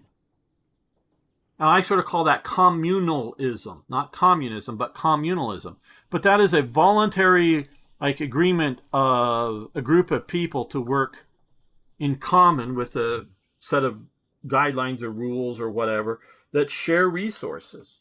If you want to live that way, and if we were talking about particularly some country, maybe a country the size of Denmark, but definitely a country the size of like Luxembourg, I know I'm picking a very small one, a national healthcare system. How many hospitals do you need in Denmark? Why not just have one system? And if it doesn't quite work out for some people, have a sort of an escape clause that, oh, hey, if you got some sort of rare disease or rare treatment you need, we'll pay for you to go to Britain or to the US or wherever to get treatment beyond what is just good locally here, because, somebody's going to come up with some rare thing that needs treatment that we just won't offer, and we'll just, nationally pay for you to go somewhere else to get that treatment for money. But just have a one healthcare system for that. On the scale of America, to me, having a national healthcare system is insane, because it's just too big. And some of our states are even, I think, too big to have a state system. But so those that argue for some sort of national healthcare for America, single payer U.S. government state run healthcare system, to me, are just insane if they look at the scale of America and the way it is. And so, for better or for worse, we should not have it. Whether it, I think, would be good for or for Luxembourg, might be good for a homogenous culture and size of state of Denmark. It might be the best option. I think it's getting a bit big for some place like Germany or France. I think it is. I know it's a bad idea for something as big as the U.S. So yes, so some things I'm not bad with the idea of some sort of communal some stuff at certain scales and certain levels with a certain amount of volunteer joining into the program. But okay, so yep, hopefully see as many as you want to show up tomorrow for War Thunder, and I should be back next week. Everybody be safe out there. The world is getting scary.